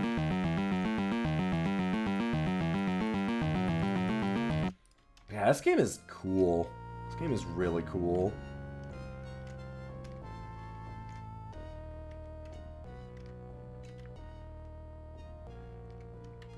As you can tell, I'm having trouble putting it down, because I've kept talking about it and kept playing it long after I've said that, I probably can just go ahead and rank this bad boy. Yeah, Game of the Year is pretty nonsense. More just, I brought it up because it was mentioned in chat. The idea of, like... because, I mean, realistically... how can you possibly rank games across from each other? Like, what are we gonna do? We're gonna sit here and say, like, oh, there's all these different games that get released every year. We're gonna actually have to do dumb things like decide, is this better than Doom? They're wildly different games. How could we possibly know? So where are we putting Ravenloft, Strahd's Possession? What do you think?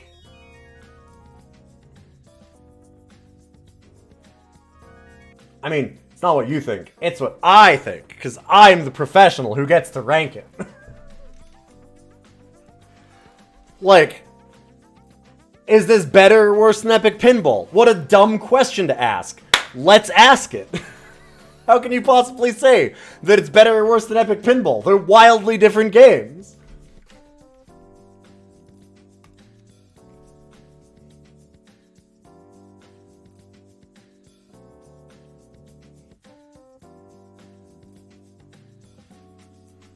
Does it beat All Dogs Go to Heaven? Okay, that is actually an easy question.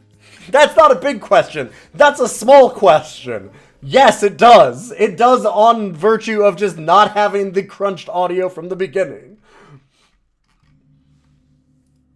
Immediately it wins. Instantly, by default.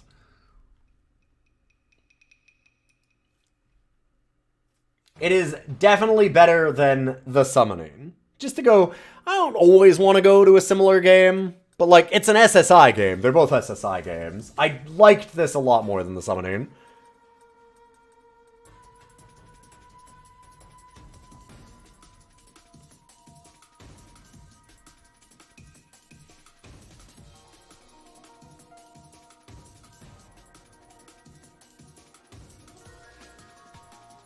And personally, I'd put it over, like, Sango Fighter. Over World Class Leaderboard, the golf game, yeah.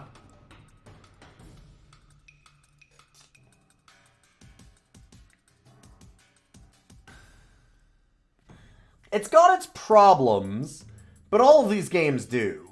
I think it's better than the problems that Duke Nukem 2 and Prince of Persia 2 had. I think it's better than the problems that Blood had. Blood is really revered, but man, those controls are ass, and the game is so damn hard. In a way that's, like, frustrating and not fun. Like, trying to find rats on the floor to shoot before they get you is not amazing. Some cool things about it, but that maybe not so much. I think I like it better than Battletech. Crescent Hawk's Inception. This is a really nice D&D game.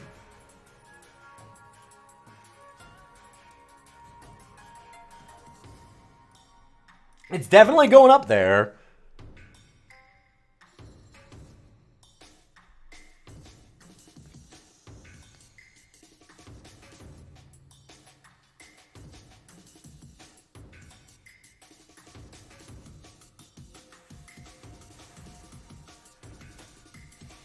Looking at Sid Meier's Covert Action,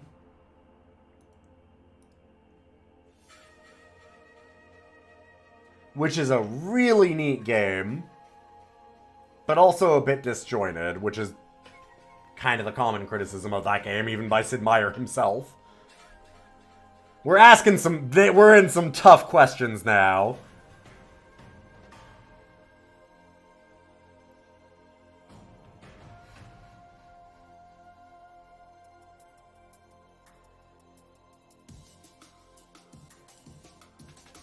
God, this game is such a highs and lows thing, because some of the aesthetics are fucking S tier. Like, some of the pixel art, the portraits, the, like, dialogue boxes and stuff, they're so stylized and cool. Like, they're really, really, really good for the time. Like, absolutely top of the game.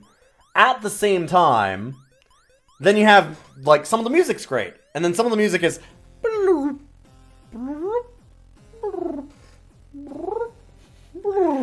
like, for 40 seconds. Which is just... what the fuck is happening? Like, some of the music is just jarring as fuck.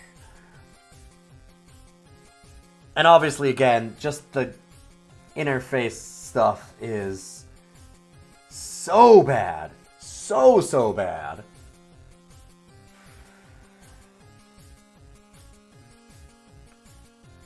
But, like, the cutscenes... I know that there's actual voice acting when you've got the CD version, which is, I'm sure, amazing.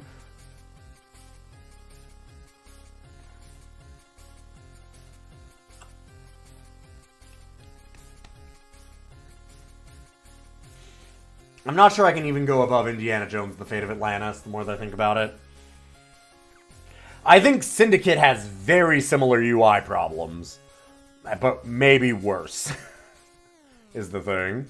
It's a really cool game, but also real tough.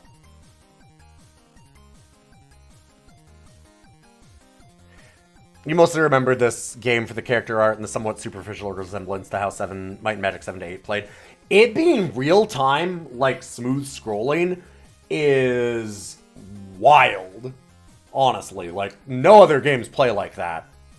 And yeah, the character art is... it's way better. Way better than World of Zine. Not even close. Like, World of Zine looks good. I like World of Zine. But man, it's not even close to how good the character art in this is. The character art is fucking incredible. It's really, really top tier.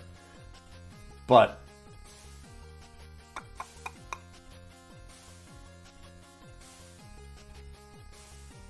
so many other little issues that kind of hamper it. I think this is where it goes. I think it bumps Syndicate down.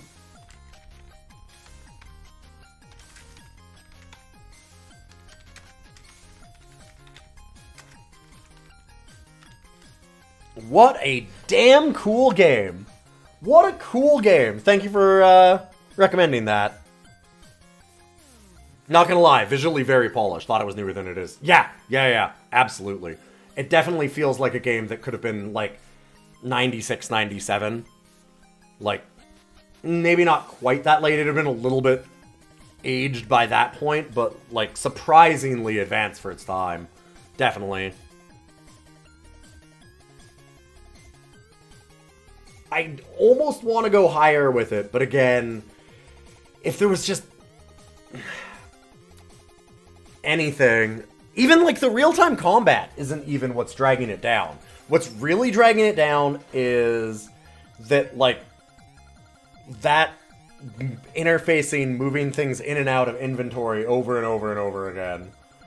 You could definitely forgive some of the combat because you can kind of get used to it, and I got a little bit better at it as it went along. I still think it's hard. I think they could have done a better job at it. But the fiddliness of into hands, into put it into the hand, to then look inside of it, to then put things inside of it, to then put it back on yourself, but you have to, like, find the magic pixel. Like, no, you're losing me, right? Like, it just, there's like 5 steps to put an arrow into your quiver. Unnecessary in the extreme.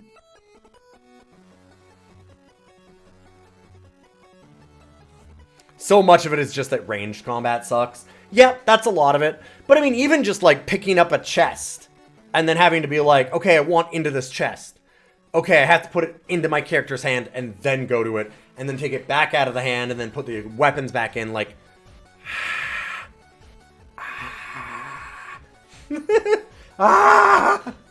Why? Why do that? Just, it doesn't need any of this. There's so many extra steps. And it's just unfortunate because it would easily go up here. Easily go up here without some of those problems. Yeah, the chests and stuff aren't quite as bad as the quivers because you don't need to access them as frequently. Sure. Yeah. But, like, same with potions, too, though. Like, it made me not want to use potions. You saw that I just didn't use any. And there were times when I kind of wanted to, but, like, with it being real-time combat and then having to go into your inventory, put it into your hand, then go back to real-time combat to go and click exactly on that in the hand, rather than have, like, a keyboard shortcut or something, like, just that makes it not worth it. It just super makes it not worth it by the end of it. You're just like, okay, well, fuck potions. Like, fuck range combat, because then you have to do all the ammo stuff every time. You're having to put it in and out, and, like, yeah, that stuff got so fiddly so fast. And it's too bad, because it really drags down a game that was truly a top tier RPG into, like, good, very good, but just some obvious issues. But still a great time. I had a lot of fun with it. We might go back to it soon. I am going to be doing another episode of DOScider tomorrow, because Mondays is when we do it. And I had meant to do this on Friday, but my basement started flooding. We had some things happen, so unfortunately, had to delay it. But we'll be back tomorrow doing some more DOScider. And if you happen to be a sub or a patron, remember that you can jump on to the sub club in the Discord. If you're not a sub or a patron, you can just go there anyway. It's free. But if you go as a sub, you can put in a request for a game, and I'll put it in there.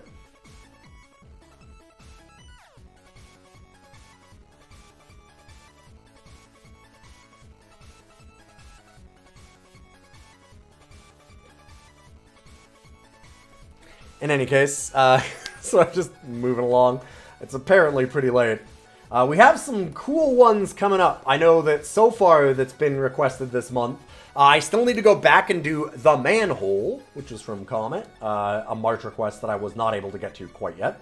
But we have Sim Earth, CNC Red Alert, The Crescent Hawk's Revenge, and Day of the Tentacle as some of the requests. So everyone's requesting some real classics going up there.